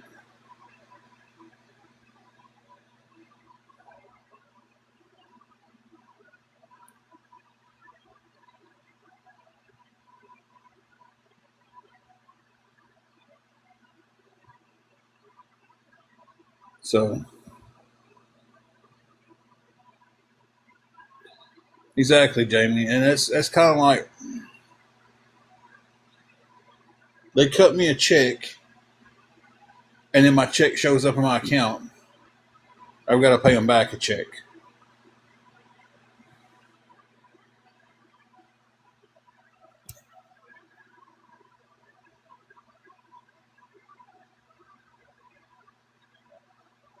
So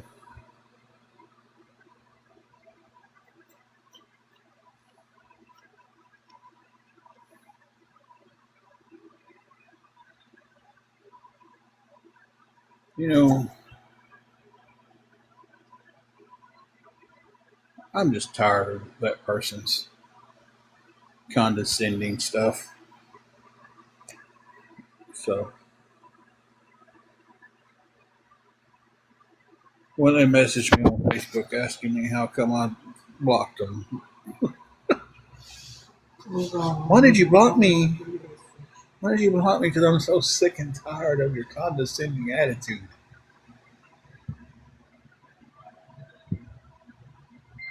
Like you can't be for and against us in the same sentence.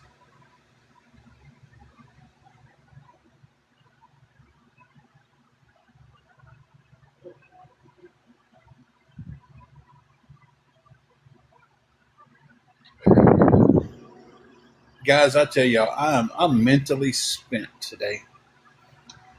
I am.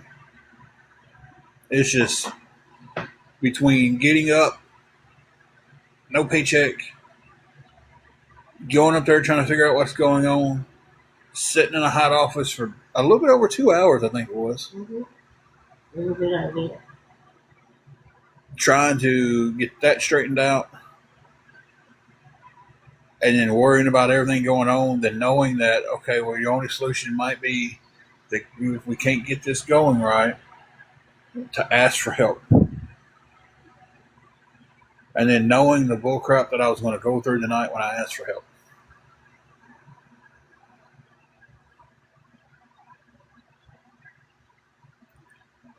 This is the last place I wanted to spend hours online tonight. I wanted to just come on here and talk. We will come on here for about an hour and just talk and cut up.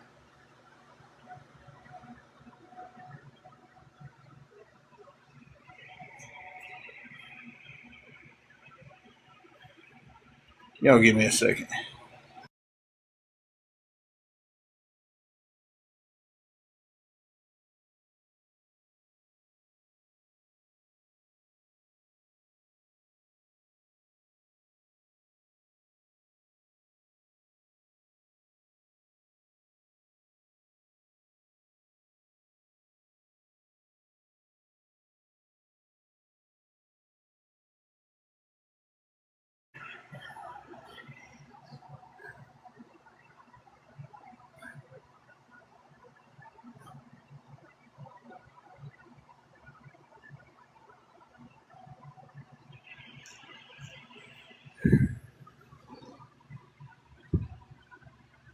Jeez, Kimmy, I hate to hear that. We'll definitely be praying for that family and you too. I mean, that is horrible.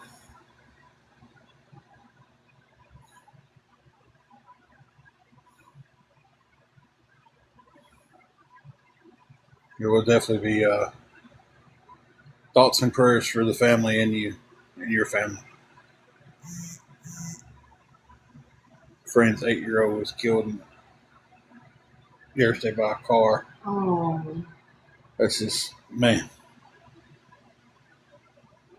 Mm.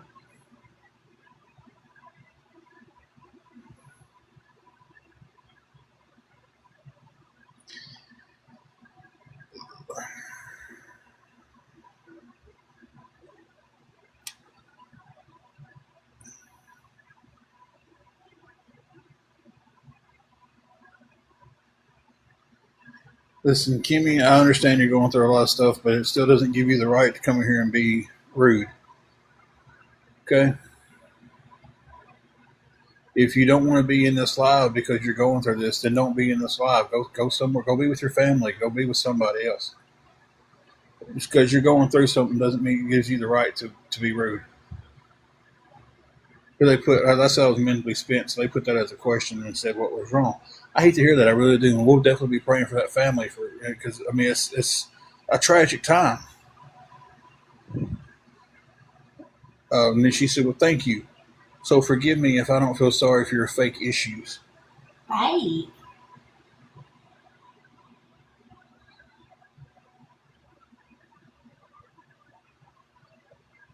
So Wow. it's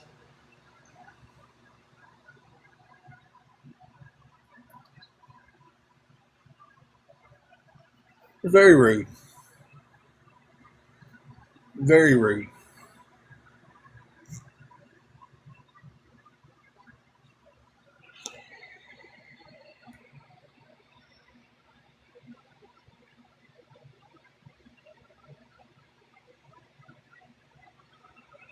I told you I'd be getting a Facebook message.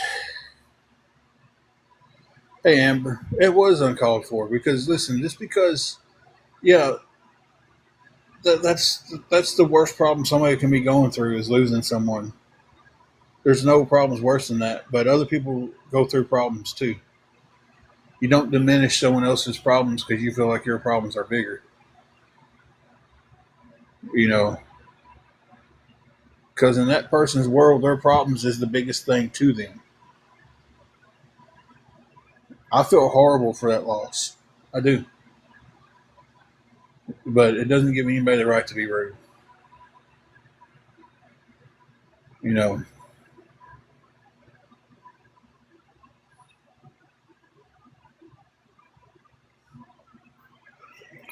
bear with me.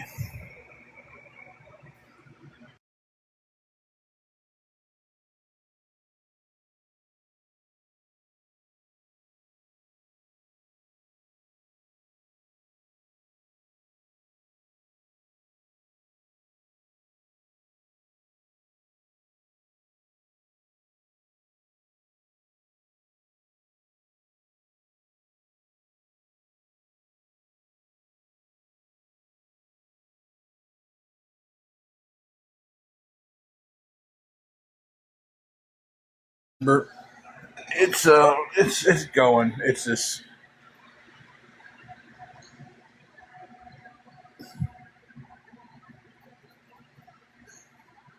people just. I don't understand people. I don't.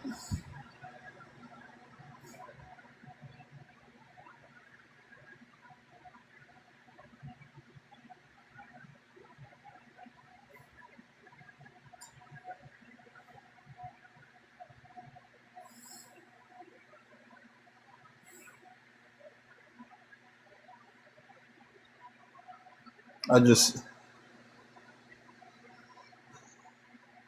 Nothing should surprise me anymore, but somehow or another people still do it.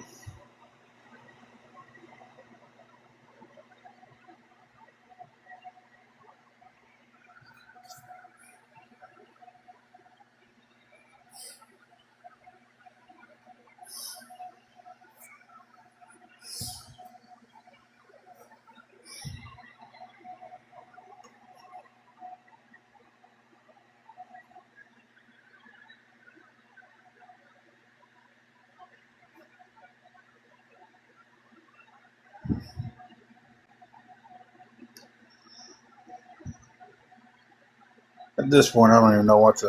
I don't even know what to say anymore tonight. It's just been a roller coaster of a life.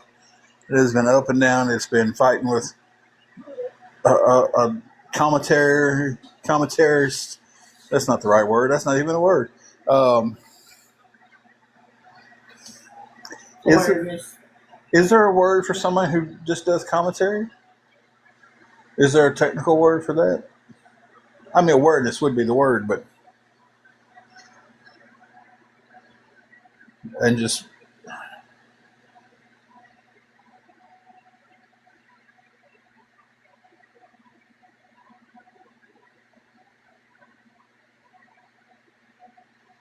the commentator, a wannabe comedian. There you go.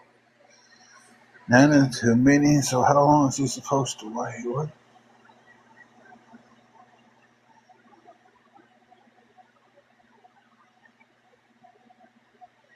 Tusk, are you in the right conversation?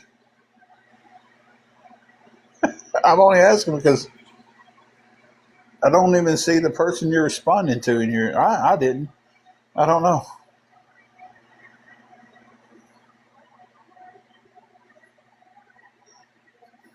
Oh, okay. Now I see way up there. Never mind. I got you. Oh, I'm on the same page with you now, Tusk.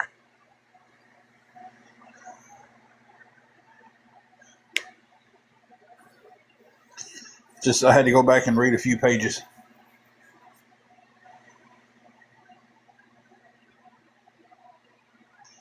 And you know, listen. I made a decision to block somebody.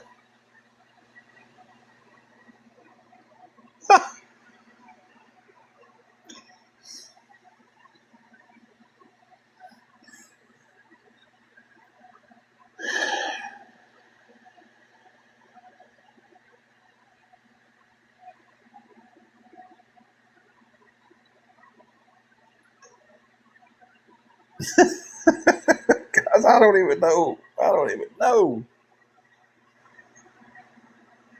When I said I'll be getting a Facebook message here in a minute, why did you block me? I got it. I read it. They told me I didn't know the real truth. Well, please enlighten me on what the real truth is. And then they said something else. I don't remember exactly what they said. And they was like, well, just keep me blocked. And I was like, okay, well, tell me what the real truth's supposed to be. And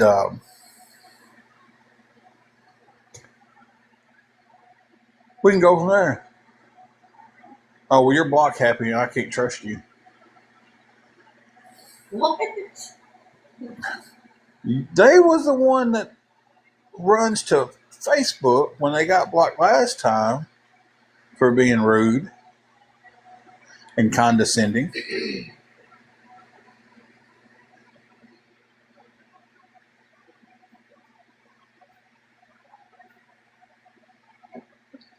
And ran to Facebook and for 2 or 3 weeks wanted back on the lives.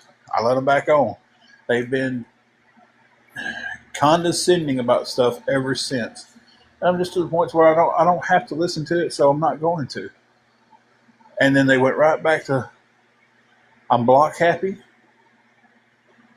and they can't trust me. What does that even mean?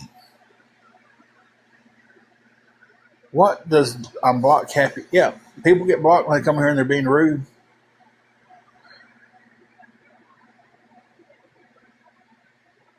These stupid names that come here trying to start stuff, they get blocked right off the bat.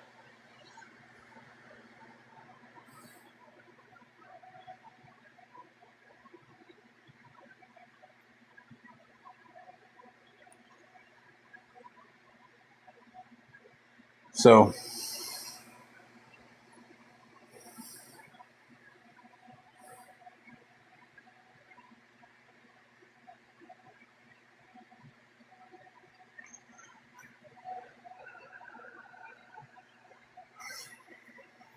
Tusk, I think you lost me on that one.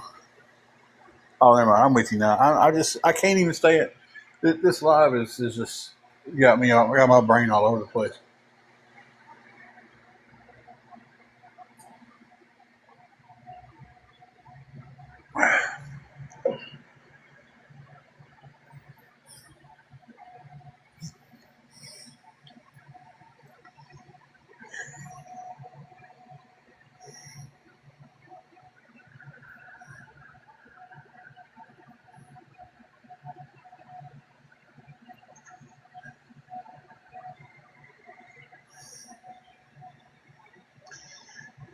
And now they won't stop DMing me.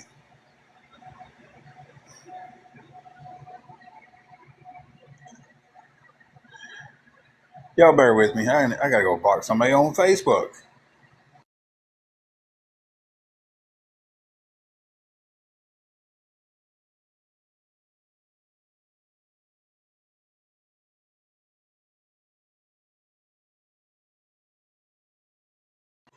Okay, I'm back.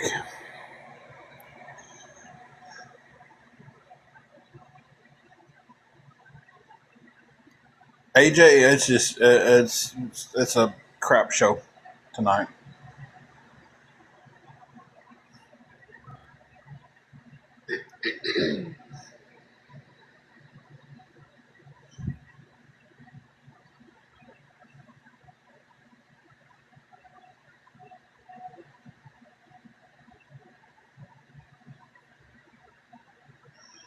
We have the room for now. My check has been messed up. I don't know when I'm getting it, and I'm trying to get any kind of help I can before Monday to keep the room if I don't have my check.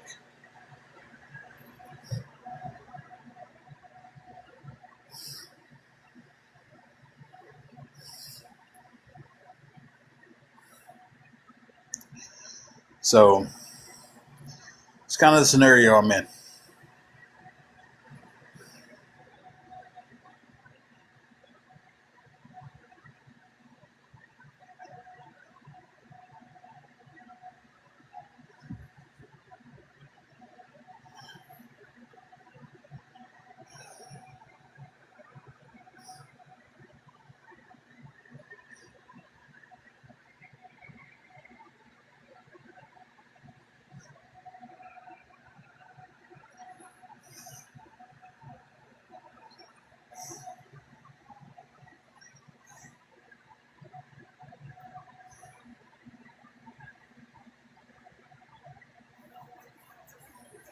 They're trying to figure out where my check went. My check is showing on their end that it was deposited, but it's never came to where it's at. They told me they was about to trace it, and then they can figure out exactly where to go from there.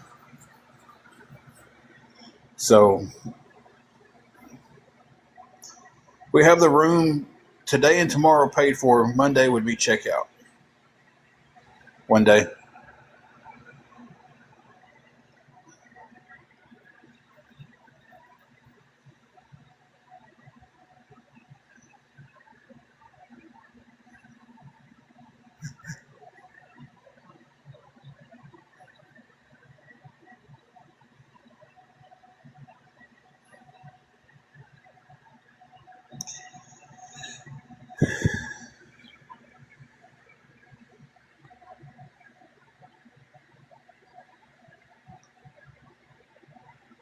So, and I'm trying to get ahead of things to see if I can get any help.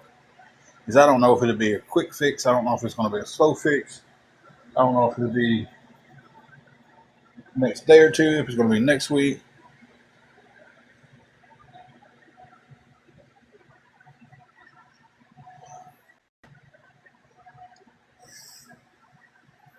Let me just go ahead, and I'm tired of the expert there, because she works for a company who does this, that, and the other. She's the expert of everything on it. So I'm just, they're gone. Say what you want to. I don't give a crap at this point. I don't. I could say our TV went black, and I think it's because of this, that, and the other, and there'll be 15 experts on TV repair pop up on here.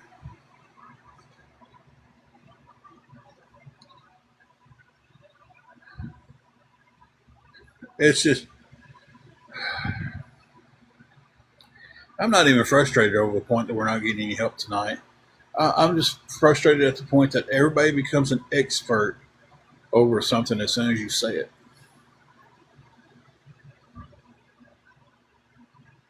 It's like, if I don't know about it, I don't speak on it.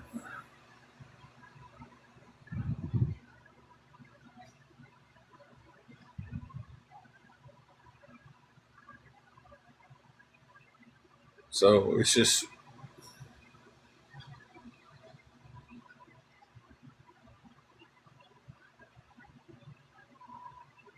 exactly. And unfortunately, Google makes everybody think they know it all.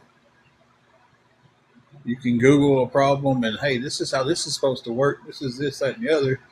Oh, they got this law for this. They got that law for that. And they won't know where you're at. They don't know the laws for your state. You know,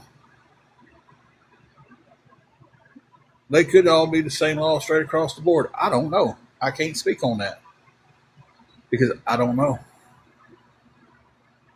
But, you know, y'all, you guys know how it is. Y'all know exactly how it is on here. Nothing I say is ever right. Nothing I say is correct. Um, if I said the wall is purple, they'd argue with me that it was blue. You know,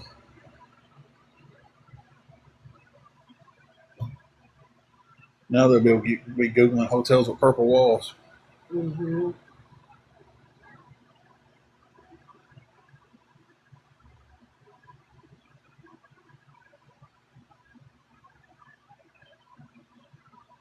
Yeah, it doesn't matter what I say, I'm in the wrong. And here's something I could sit here and say that they're right, and they'd probably come in here and argue with me that they're wrong. It's like I might do that one night. I might just be like, you know what, you guys are right, just to see what they'll say then.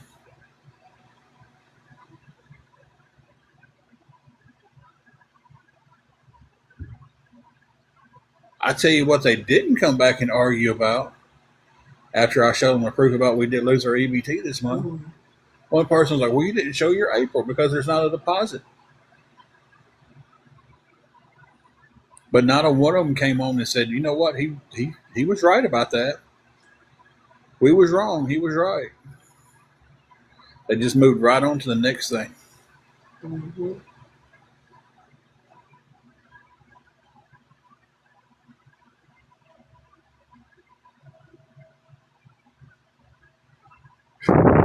Listen, AJ, they'll never lose steam. Never. I'm telling you right now. I believe I could come on here, agree with everything that they say,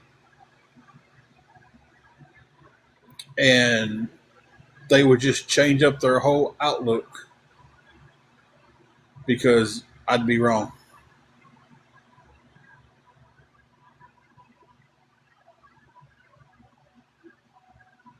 It's just crazy.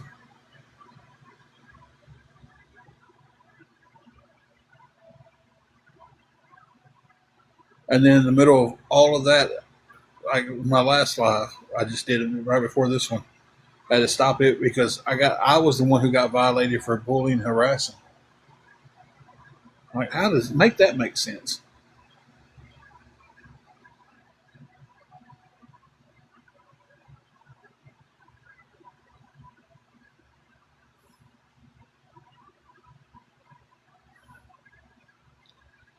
I tell you,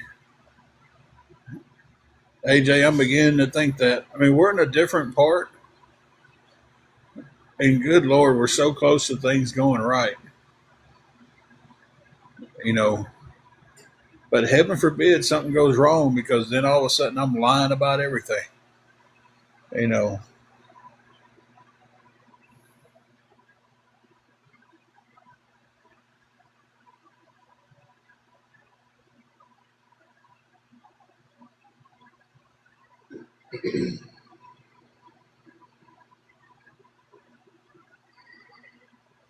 but the only thing we have here that we didn't have in Dyersburg is peace. So, and I'm thankful for that because that peace of mind, like going out in public and worrying about people following you and taking pictures of you and crap, that's a crappy way to live.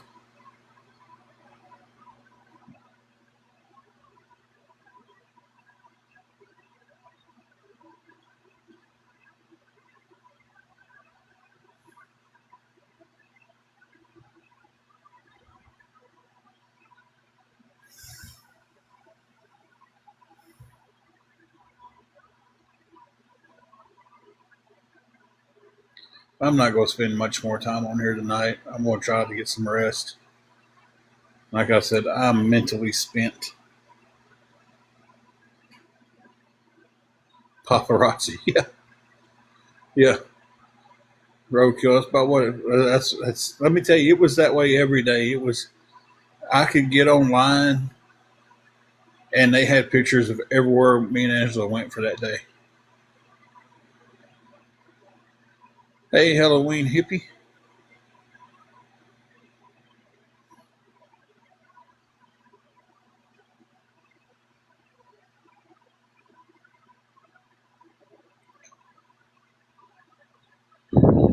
But yeah, it was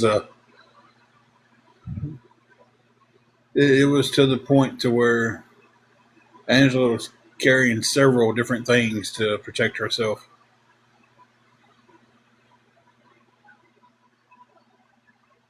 She had her mace, and she didn't have a pew pew, but she had a box opener that would have got somebody. So that's what people forget about. Them little things are dangerous. And I actually, when I was working at Harbor Freight, there was a woman who came in there and she bought three of them.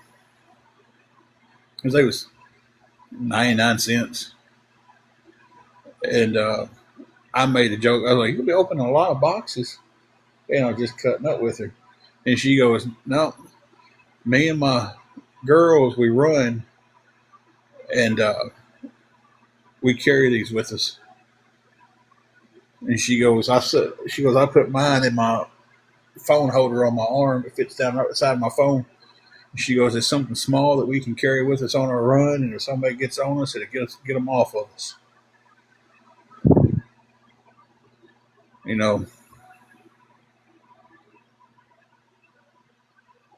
it's one thing I can say about my daddy. If anybody ever got on him, they're getting off of him fast. Mm-hmm.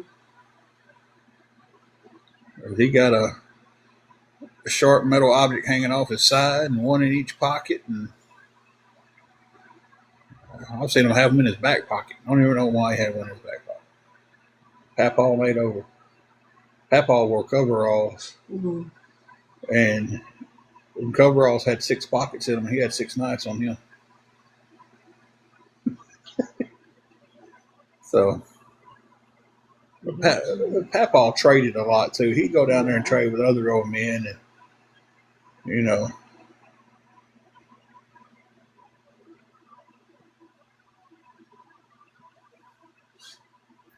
I can imagine, kid. I couldn't. I don't know if I could make that decision. That's. I know I couldn't because I didn't make it with a little bit. We had a little Chiweenie that was getting in some bad shape. And not really bad shape. She was still getting around, but it got in the last couple of days to where it was just kind of like she stopped eating and she kept getting worse. And everybody was like, "You need to take her and have her put down." And I was like, "She's going to end up going in her sleep, you know." So I just held her every night, and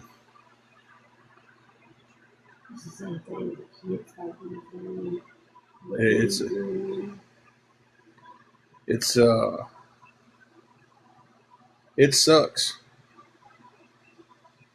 It sucks either way because it's like you try to do something where they're not hurting you anymore, but man, you just want to hang on to them for as long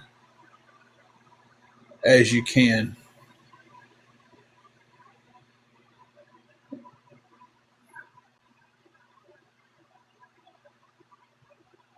So it's like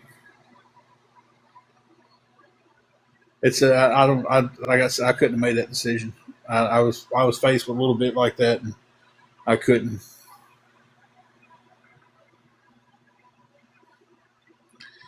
See, that's how my daddy's Rottweiler got. She had cancer. She was a big old doggy, and she got down bad. She couldn't walk. Um, and the day they was going to take her to put her down, um, she didn't wake up that morning. They got up and she passed in her sleep. But she'd gotten to the bad. She'd gotten so bad, like yeah, that's how his pit was doing.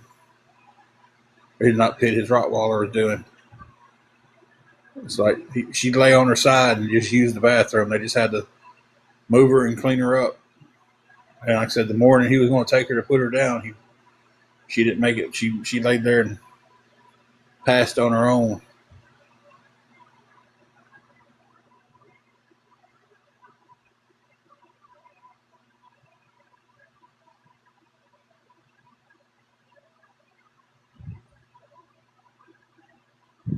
That was the last thing Little Bit did with me. She sat in my lap.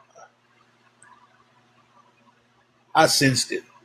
Everybody else told me she was just sick. She was going to be all right. But I knew me and her was close. She was my baby. And she went into the kitchen to get her something to drink. And she didn't make it back through. And Angela brought her in there to me. And you went and got me a hot dog for her. She sat there and ate that hot dog. Mm-hmm. Uh, she ate the whole hot dog. And then just, I don't make myself cry telling the story. She kind of just did her thing. She would sit up and lean back. She wanted her belly scratched. And she did that. And I scratched her belly and I sung her song. And as I was singing her song, whew, she she went across the little bridge.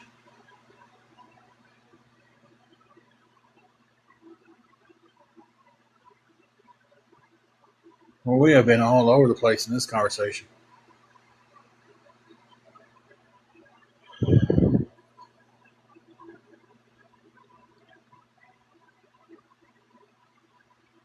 Yeah, kid,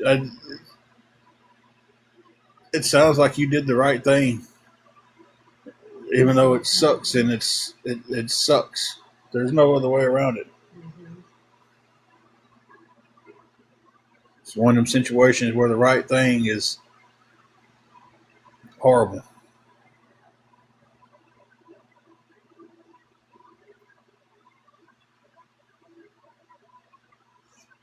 So, one thing I wish I'd have done different with a little bit was I wished I'd have done what that uh, one veterinarian does Mm-hmm. down there in Dyersburg. Mm-hmm.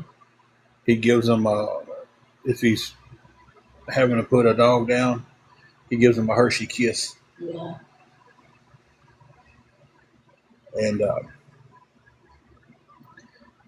because he's got a sign up that says no one should go away from us without knowing the sweet taste of chocolate. Mm-hmm. And he gives them a Hershey kiss, and then they go in and do their thing. And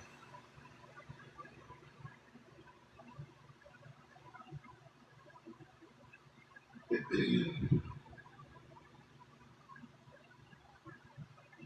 feel like I need to come hug Bizzle a little bit.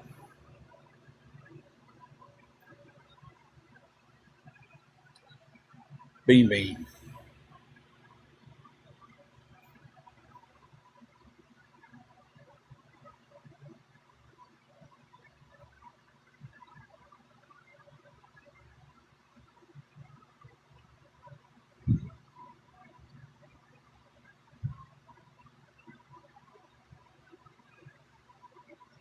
I don't know who that comment was directed towards, but it was one of them trolls trying to be a smartass. Should have got a cat. Oh my God. What is wrong with people? Like,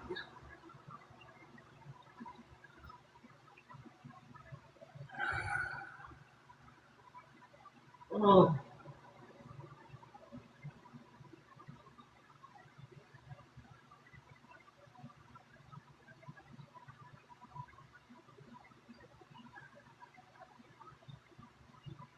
People just don't. People don't care about people anymore. They they just don't. care They're about. heartless. It's heartless, evil people. They just care about saying something like that and running back and getting the praises from the other people.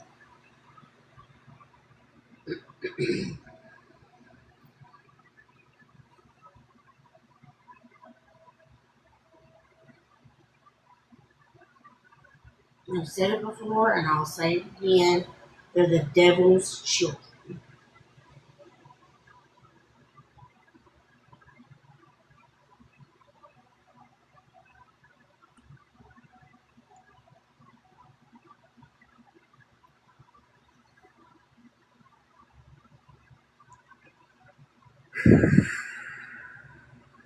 People have no compassion for anybody anymore.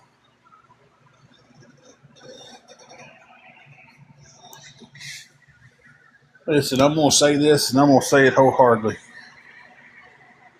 If you find someone in this life that truly cares about you, shows you compassion, you can show them compassion, y'all have a connection, hang on to those people because they are special.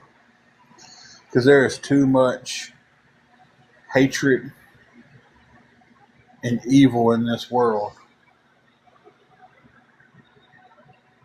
So if you get somebody that's fits that criteria of they're that special to you, hold on to them for dear life.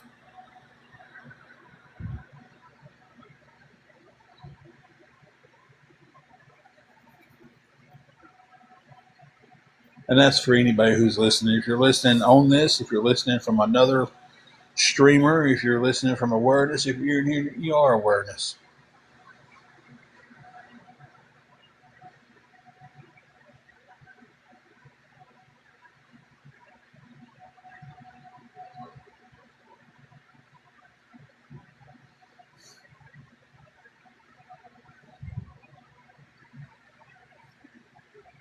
Oh, kid, definitely know that, and we have the same for you.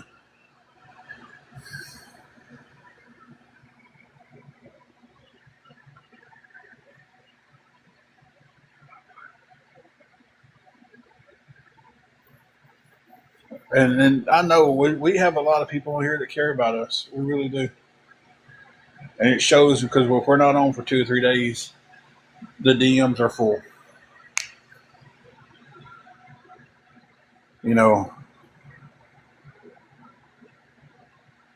but I tell you, for every person who cares about us and we care about them, there's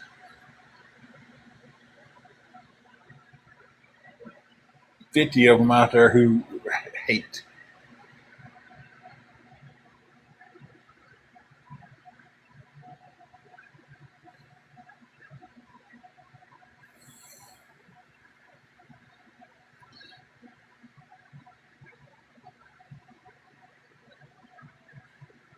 Shelby, I agree with you. If I had to go back out in the dating world now, I would just stay single because it is too much out there. That's just crazy.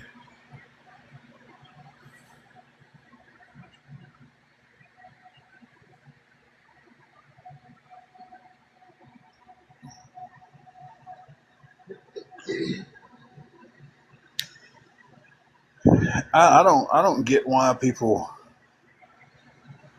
And I've said this on here, and y'all have heard it. Y'all have heard me say this a bunch. It takes more effort to be rude to somebody than it does to be nice to them.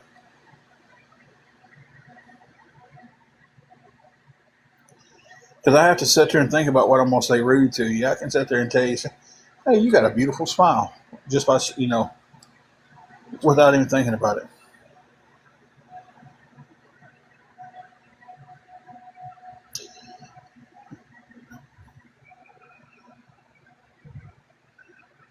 Thank you for stating that, Craig. I appreciate that. I do that to a lot of people. I really, and not to brag or to bring it up. If I don't brag, I don't bring it up. I check on a lot of our people that are get on here with bad news and they don't feel good. They're sick. They're this. They're that. So that's what we're supposed to do. And you're supposed to do stuff in private. Um, if you're helping someone for the reasons for everyone else to see you do it, then you're doing it for the wrong reason. Exactly, Kit.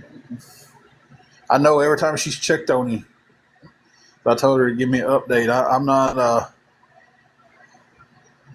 I am a softie, but I'm not a softie. She's better at handling stuff like that.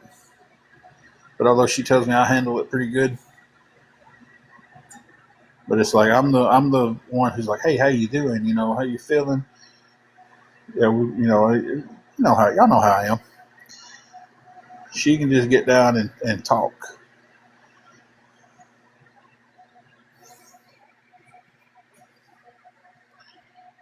But that's just,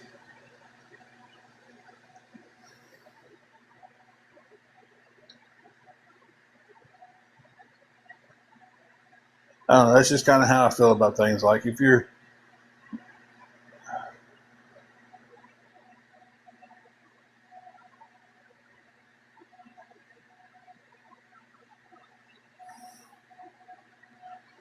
she is something else. We talking good about you, girl. We won't talk about name. Yeah, it's all good though. I won't tell them how loud you snore at night. Listen, I'm gonna upbeat the conversation just by a little bit. The room we got has a queen size bed. It's all they had. We took it. She is constantly telling me at night she doesn't have enough room. So I sleep close to the edge as I can. And watch, I'm gonna predict this, guys. I'm a psychic. Just don't ask me for lottery numbers. they're fixing to make fun of us because queen size bed, not enough room. Watch. I hope they prove me wrong and don't do it. But in the middle of the night, I'm sitting there. I'll reach back because I always reach back to feel where she's at, and I'm always checking on her. I've done that when we've had king size beds. I check on her all the time. And I'm thinking, okay, she doesn't have enough room. When we lay down, I'm like, look, baby, you can scoot back until you feel me. That's the stopping point. I'm on the edge. I've got enough room right here to do my thing. You scoot back till you feel me. I'll wake up and go to reach for her, and she's not close to me. And I finally find her, and there's like 1.5 feet, 2 foot in between us. And I'm like, babe, you can scoot back. And she's like, I'm fine. And I was like, okay, well, if you're fine, I'm going to sprawl out. And then the next day, she's like, you took up all the bed.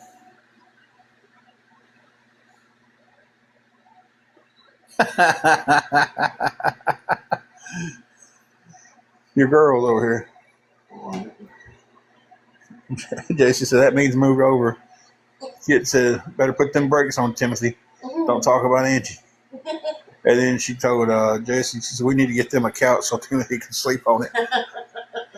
Could I sleep on it with all that couch syrup? No, I said the other day, oh, man. I said the other day I wasn't going to say that anymore. Oh, my bad. As soon as I said it, I went, I told you the other day I wasn't going to make fun of that anymore. I apologize for that.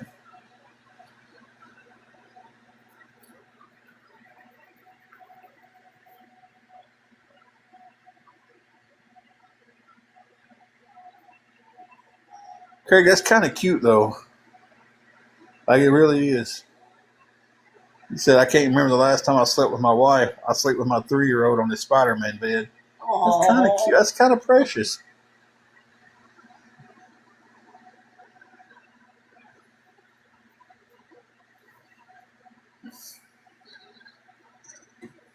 Listen, I tell you now, I've given her the bed.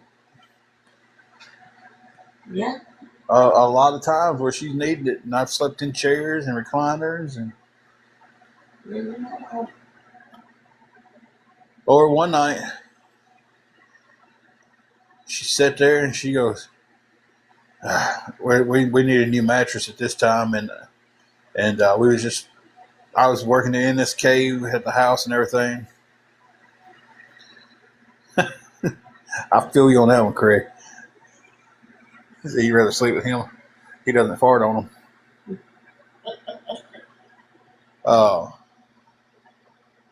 We was getting to the next paycheck, and we was going to have finally enough money to buy the mattress without making payments on it.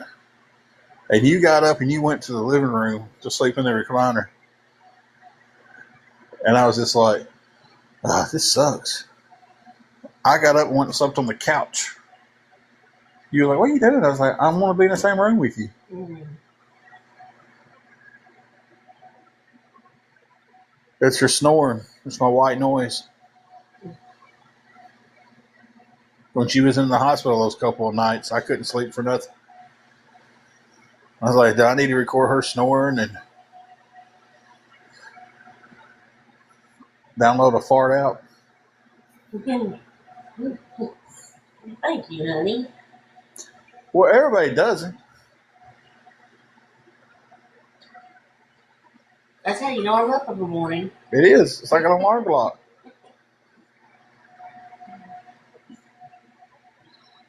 Let me tell you guys, when I was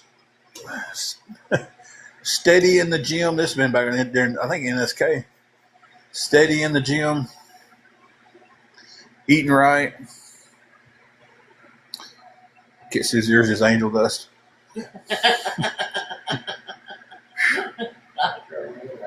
Angel must. Whatever. I used to take in an incredible amount of protein. I lay there one night and my stomach was hurting. I let one flow. I know this is a great conversation. I hope y'all are enjoying it over there on the streamers. I let one flow, and it was bad. It was bad. And I started hearing her going, "What in the?" And and so I acted like I was asleep. And she was like, "Good Lord, babe." She gets me in the side a couple times. She said, "You smell that?" And I rolled over. I was like, "Oh God, what is that? We got a gas leak." Like, gas leak. I acted like I was asleep and didn't know what was going on. Hey, let's blow their mind. I give them credit. They didn't make fun of me for that other story. When I said they're going to make fun of me now for this, they didn't do it. They proved me wrong. Congratulations, awareness. Oh God, remember that or one trolls, time? not awareness. Remember that one time me and Lori was burping really bad? Smell like raw and eggs. It smelled like rotten eggs. And we was like, why do they smell like that? They smell like that because y'all was drinking that old hooch back then. That old purple hooch. I'll never forget that. And y'all was pre-gaming to the party we was going to. And y'all's pre-game went way too hard. Oh my God, that was awful.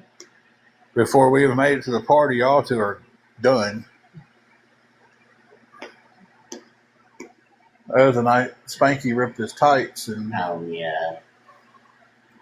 he was wrestling. I was in the locker room and they came back there and got me and said, "You go get them." Lori said, "I want to stick my hand in your hole." Well, I gave them credit and then they made fun of us, so I take that back, trolls. Will they make fun of us because we fart? No, the California King, man. Shoot. We had one at one time. We did have a California King. I love that thing. Heck yeah.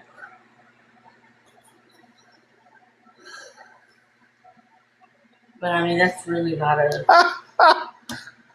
What? AI summary. It summarizes. I don't know if everybody gets to see the AI summaries or not. Y'all let me know.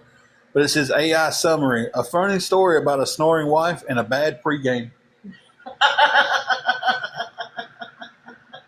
That was the AI from TikTok made that headline up. Yes, Eternal Sunshine. I wrestled for many a years and wrestled a lot of famous people. I had to screenshot that too. A funny story about a snoring wife and a bad pregame.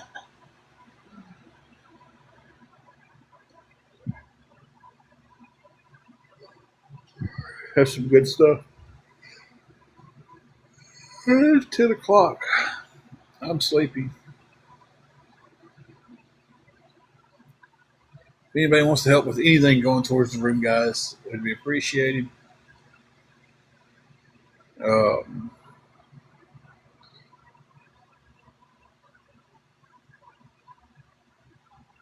you can DM me. I can tell you how to get it to us.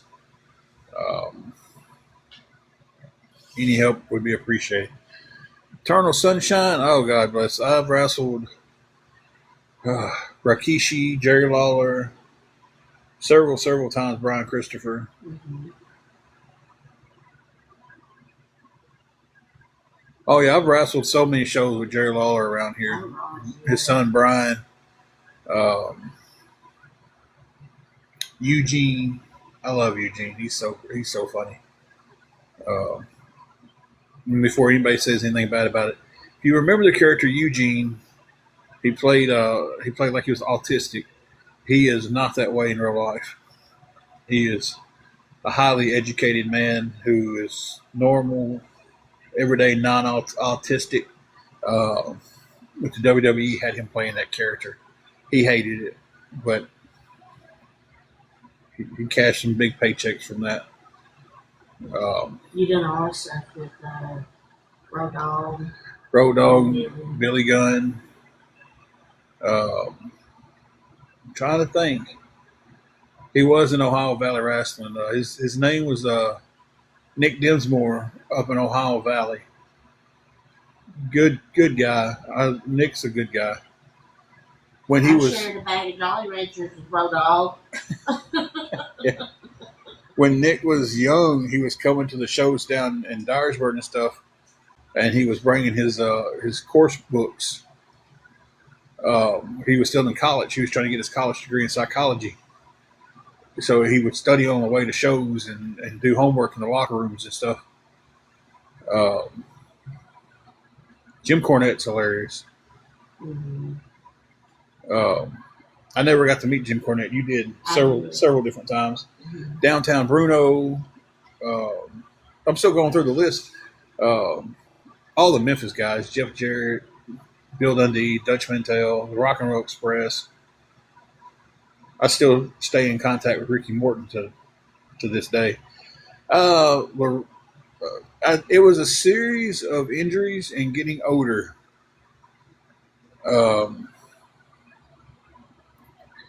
Wrestling is a lot rougher on the body than people give it credit. It's God bless. It's just my hip is pushed out of whack a little bit over an inch. My right hip is from wrestling. My back's bad, my ankle's bad, my knee's bad, my neck. It's I've broken 9 fingers, I've broken ankle.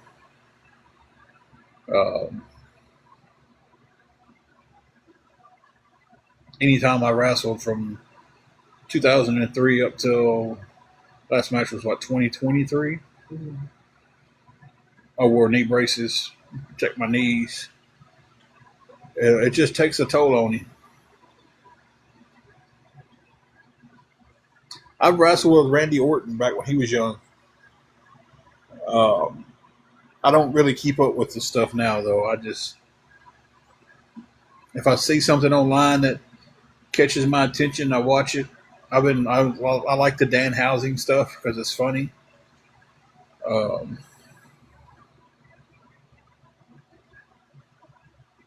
I don't watch much wrestling anymore. It's not as cool as it used to be. I wrestled with a very, very young Sami Zayn and Kevin Owens, who was Kevin Steen back then, and that was by accident. I was at a show and they was just passing through and stopped and came in and asked the promoter if they could use 2 guys. Yeah, you can look up Tim Edwards on YouTube. There's quite a bit of my stuff on there.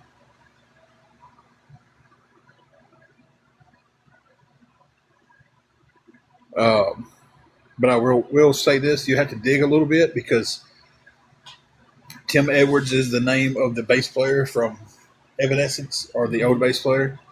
And also, it used to be the first video that would pop up says Tim Edwards rides a horse. That is not me. I did a lot of the hardcore stuff back in the day. When I was coming up, ECW was it was kind of the big thing, and hardcore was taking more of the front of the shows and stuff, and so I leaned into that, and that's why my body is in the shape that it's in now. New job's going pretty good. Everything except for this week, I've had a check mess up, and it's kind of put me in a bad spot. But Delta, everything else has been going good. I absolutely love the job. It's just a little mishap this week that I'm hoping to get over pretty quick. But yeah, I was trying to think of some more people I've wrestled with. Mm-hmm.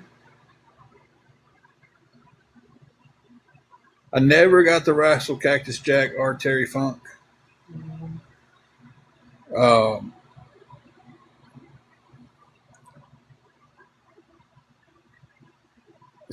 which Armstrong brother was it besides Road Dogg? Road Dogg's an Armstrong. Believe me, Delta, I'm not telling anybody where I work. Brad Armstrong is the one I wrestled a few times. That's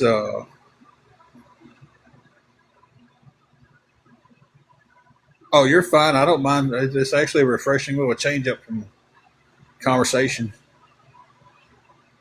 But Road Dog is Mm. Brian James Armstrong. He's an Armstrong brother. Sir Mo from Men on a Yeah, Mission. you did a lot of stuff with Uh, he was he was one of my teachers. him. Big Big Mabel Viscera, whatever his name was there at the end. Yeah. Oh, that's awesome, Tusk.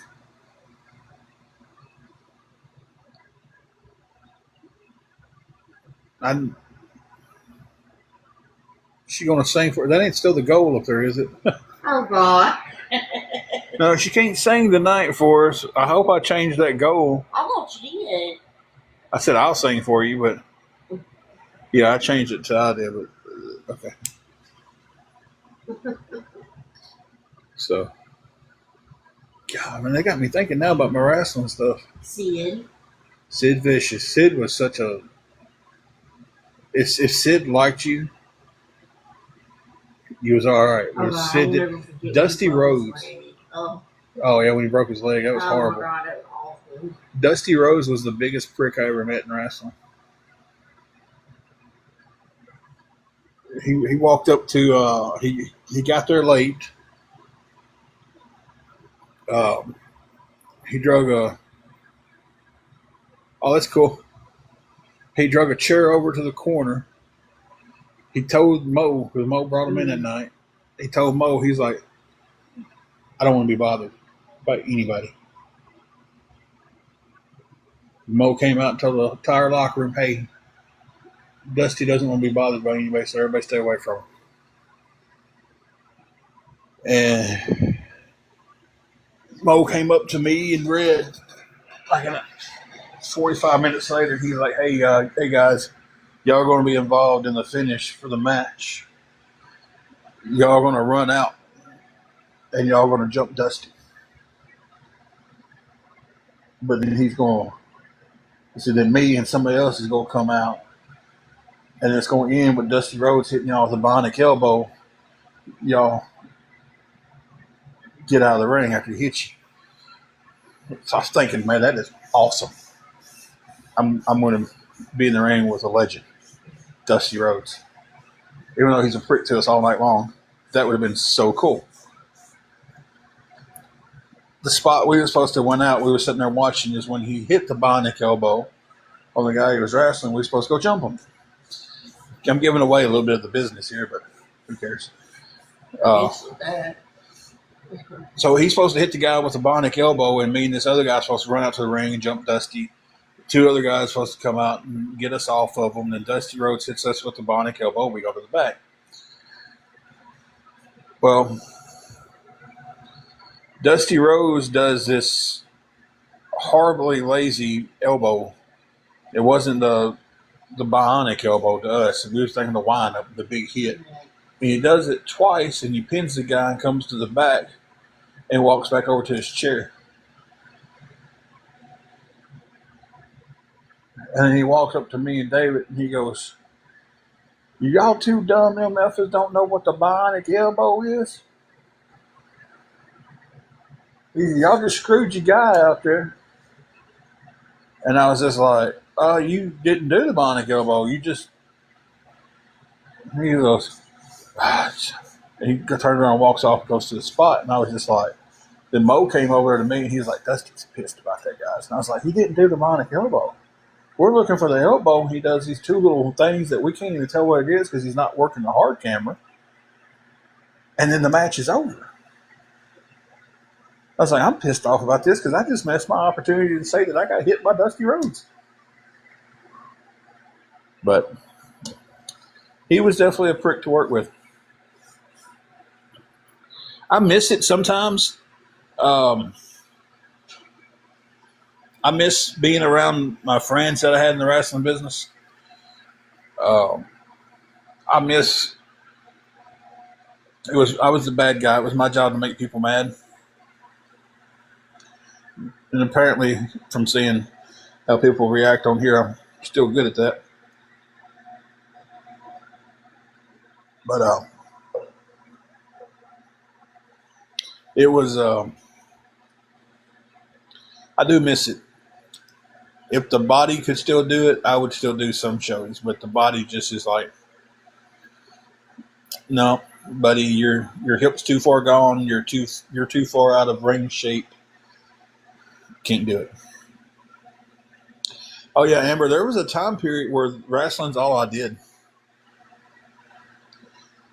We stayed on the road. We wrestled a lot. Uh,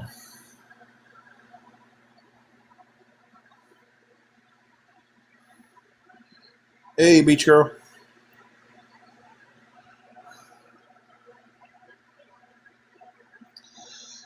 So it was. We did a lot of stuff.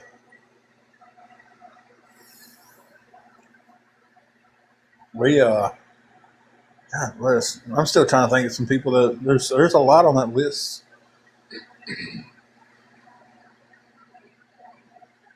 Favorite was always Ricky Morton though. I loved Ricky Morton.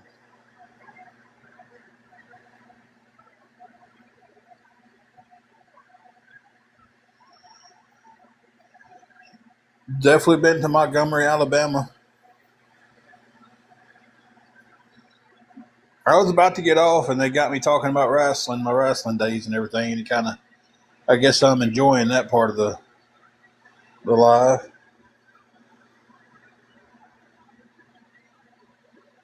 I've got videos on YouTube of me actually wrestling and everything, and different places, and I never got to wrestle Stone Cold. Um, Never got to meet him. He was too much of a superstar. He wasn't like a lot of these guys when they lose their contract, they would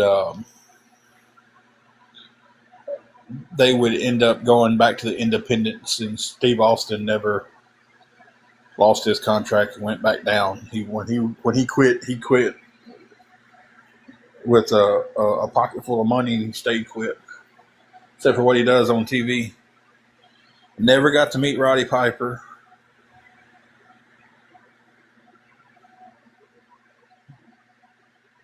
I got to meet Hulk Hogan, but it was totally unrelated to being at a wrestling show. It was just so happened to being at the right place, right time. I was at the airport here. They were stopping in to fuel up. I've wrestled with Booker T, but it was back before he was famous. Him and his brother was still going as oh god, what? It wasn't Harlem Heat. They was something else.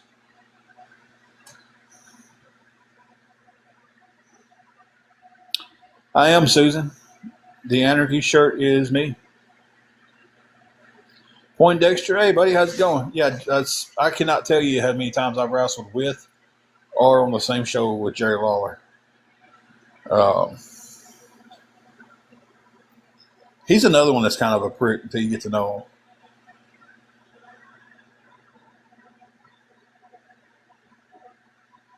I enjoyed it. I just wished I could have made some of that big money that a lot of the other guys made. Um, and then there's a lot of guys who made big money that you can't tell they made it.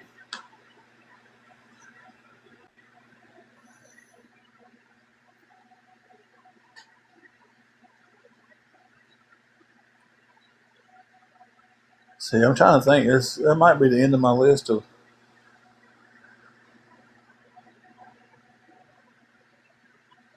I wasn't there tonight. I was booked somewhere else when John Cena was here. Moondog. I can't believe I forgot Larry. Yeah. Moondog Spot. That was a mentor of mine.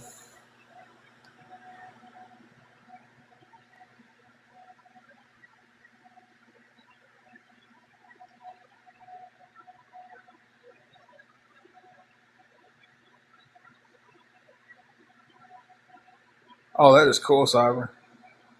Who would be my dream opponent, past or present? Shawn Michaels. You knew I was going to say that, didn't you? Yeah. Shawn Michaels, 100%.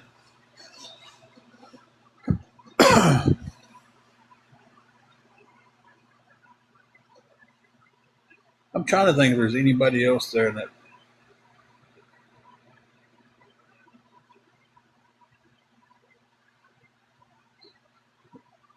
That is pretty cool. Cyber said they was on a flight to Vegas and Big Show, Taker, Kurt Angle, Stone Cold was all on the same plane. Really?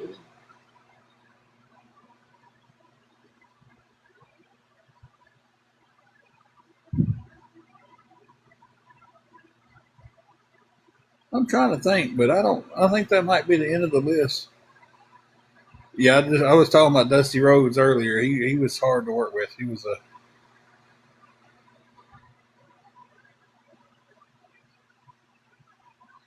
a prick.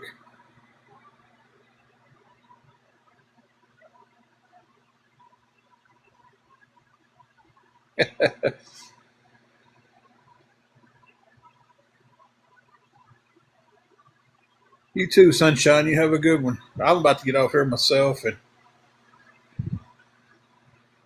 I gotta charge my phone up. Get ready to try to get some sleep tonight. And Andre the Giant. Yeah, that's. I never met him. I would have been something to meet him. Oh, Doink the Clown.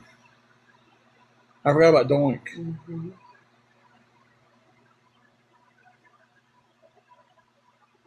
Which that was Matt Bourne. But I forgot about Doink. What was Stevie Ray and Booker T's name when they was in Texas?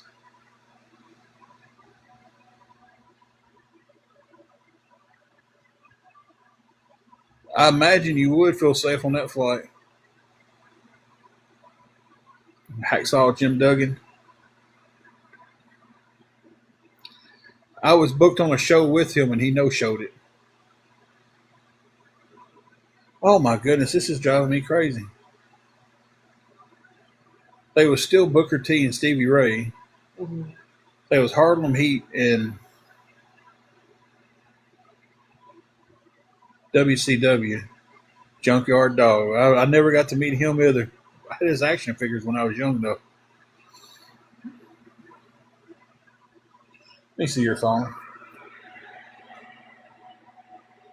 Y'all ever know something and you can't think of it and it drives you crazy? Razor Ramon or Scott Hall. What was Stevie Ray and Booker T's wrestling names before they went to WCW? The Ebony Express.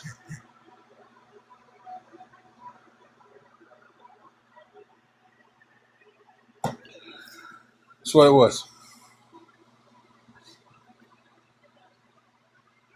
I knew it was something odd. When they went to WCW, they changed their name to WCW, repackaged them as the Harlem Heat. Mm-hmm. There was the Ebony Express when they was down in Texas.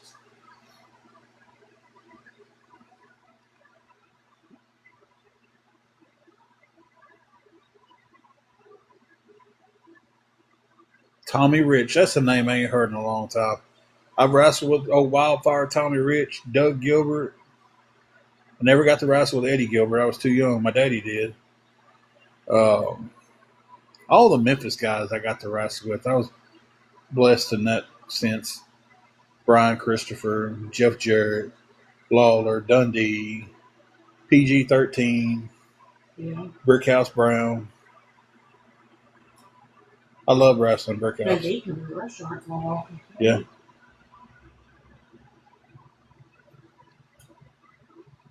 Dundee was fun to be around. Tommy Rich, every time I was in the locker room with him, he was so in the clouds he didn't realize he was wrestling. Buzz Sawyer. I didn't get to wrestle with Buzz Sawyer, but I definitely know the name.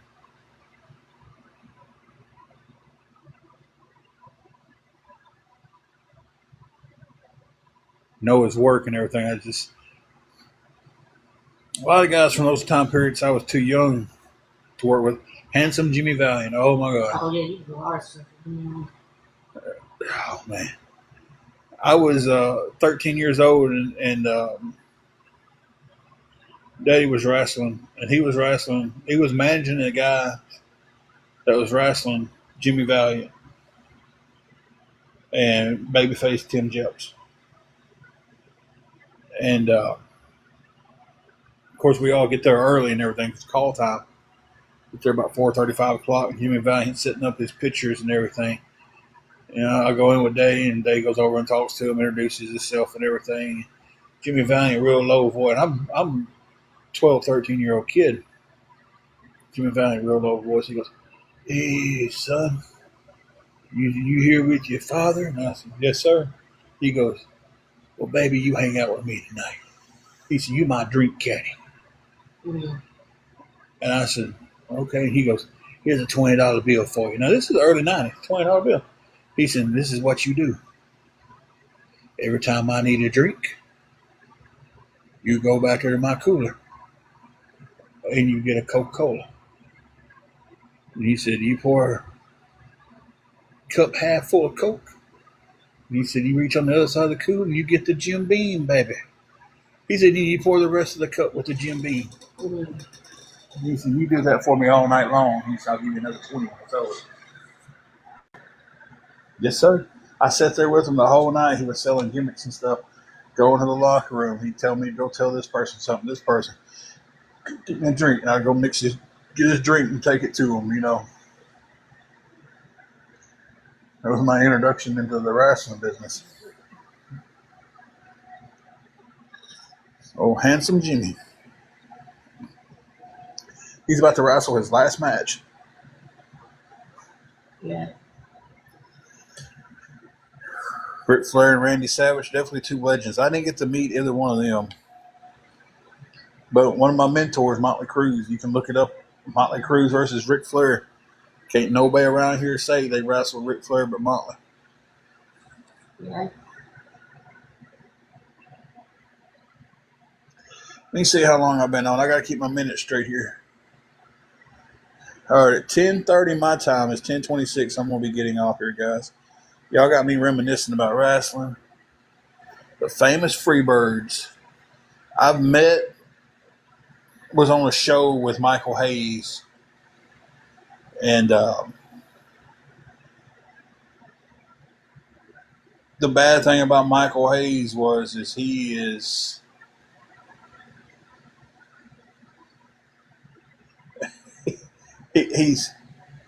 I don't know if it's I don't think you can really call him racist, but he's very, very into the pimp culture. And because he's been accused of being racist off WWE and stuff, but he's got mixed children. He's married to a black woman, but when you talk to him, that's him. Mm-hmm. You know, he is very much enriched into that culture of a pimp. What you see him act like on TV, that's Michael Hayes. Mm-hmm. It's just turned up a lot.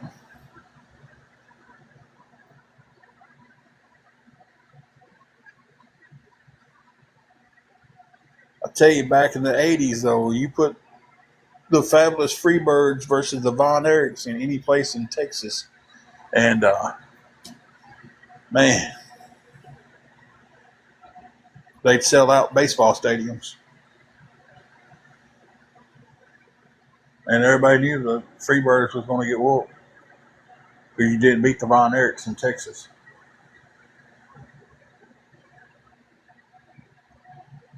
You're good, Jesse. We're about to get off here in just 2 more minutes. I'm trying to make it to 10:30. We've just been talking about wrestling. Angela's sitting over looking at me like, you ain't talked about wrestling like this in so long. Mm-mm. I still love it. I just don't like today's products. I said one day I'm going to make me a podcast, and it's going to be I'm going to smoke cigars and talk wrestling with my buddies.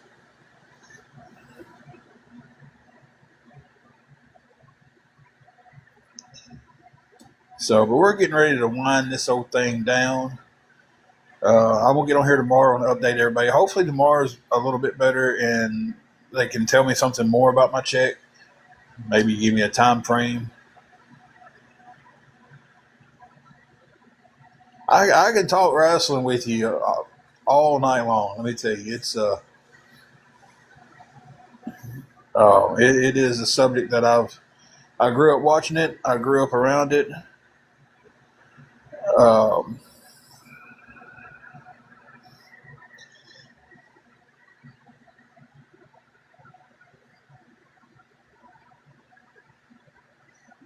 so it's definitely something I love. Speaking of Stan Henson's one of my favorite. Anyway, guys, I'm getting off here. We're calling it a night. If anybody wants to help us out, you can DM me. We appreciate any kind of help. Um, we'll know a little bit more tomorrow how bad the situation is, or maybe it's not going to be bad at all, and we'll figure things out, I guess. So, and maybe one time we'll just get on here and just talk nothing but wrestling for one night. Just shoot the bull about wrestling.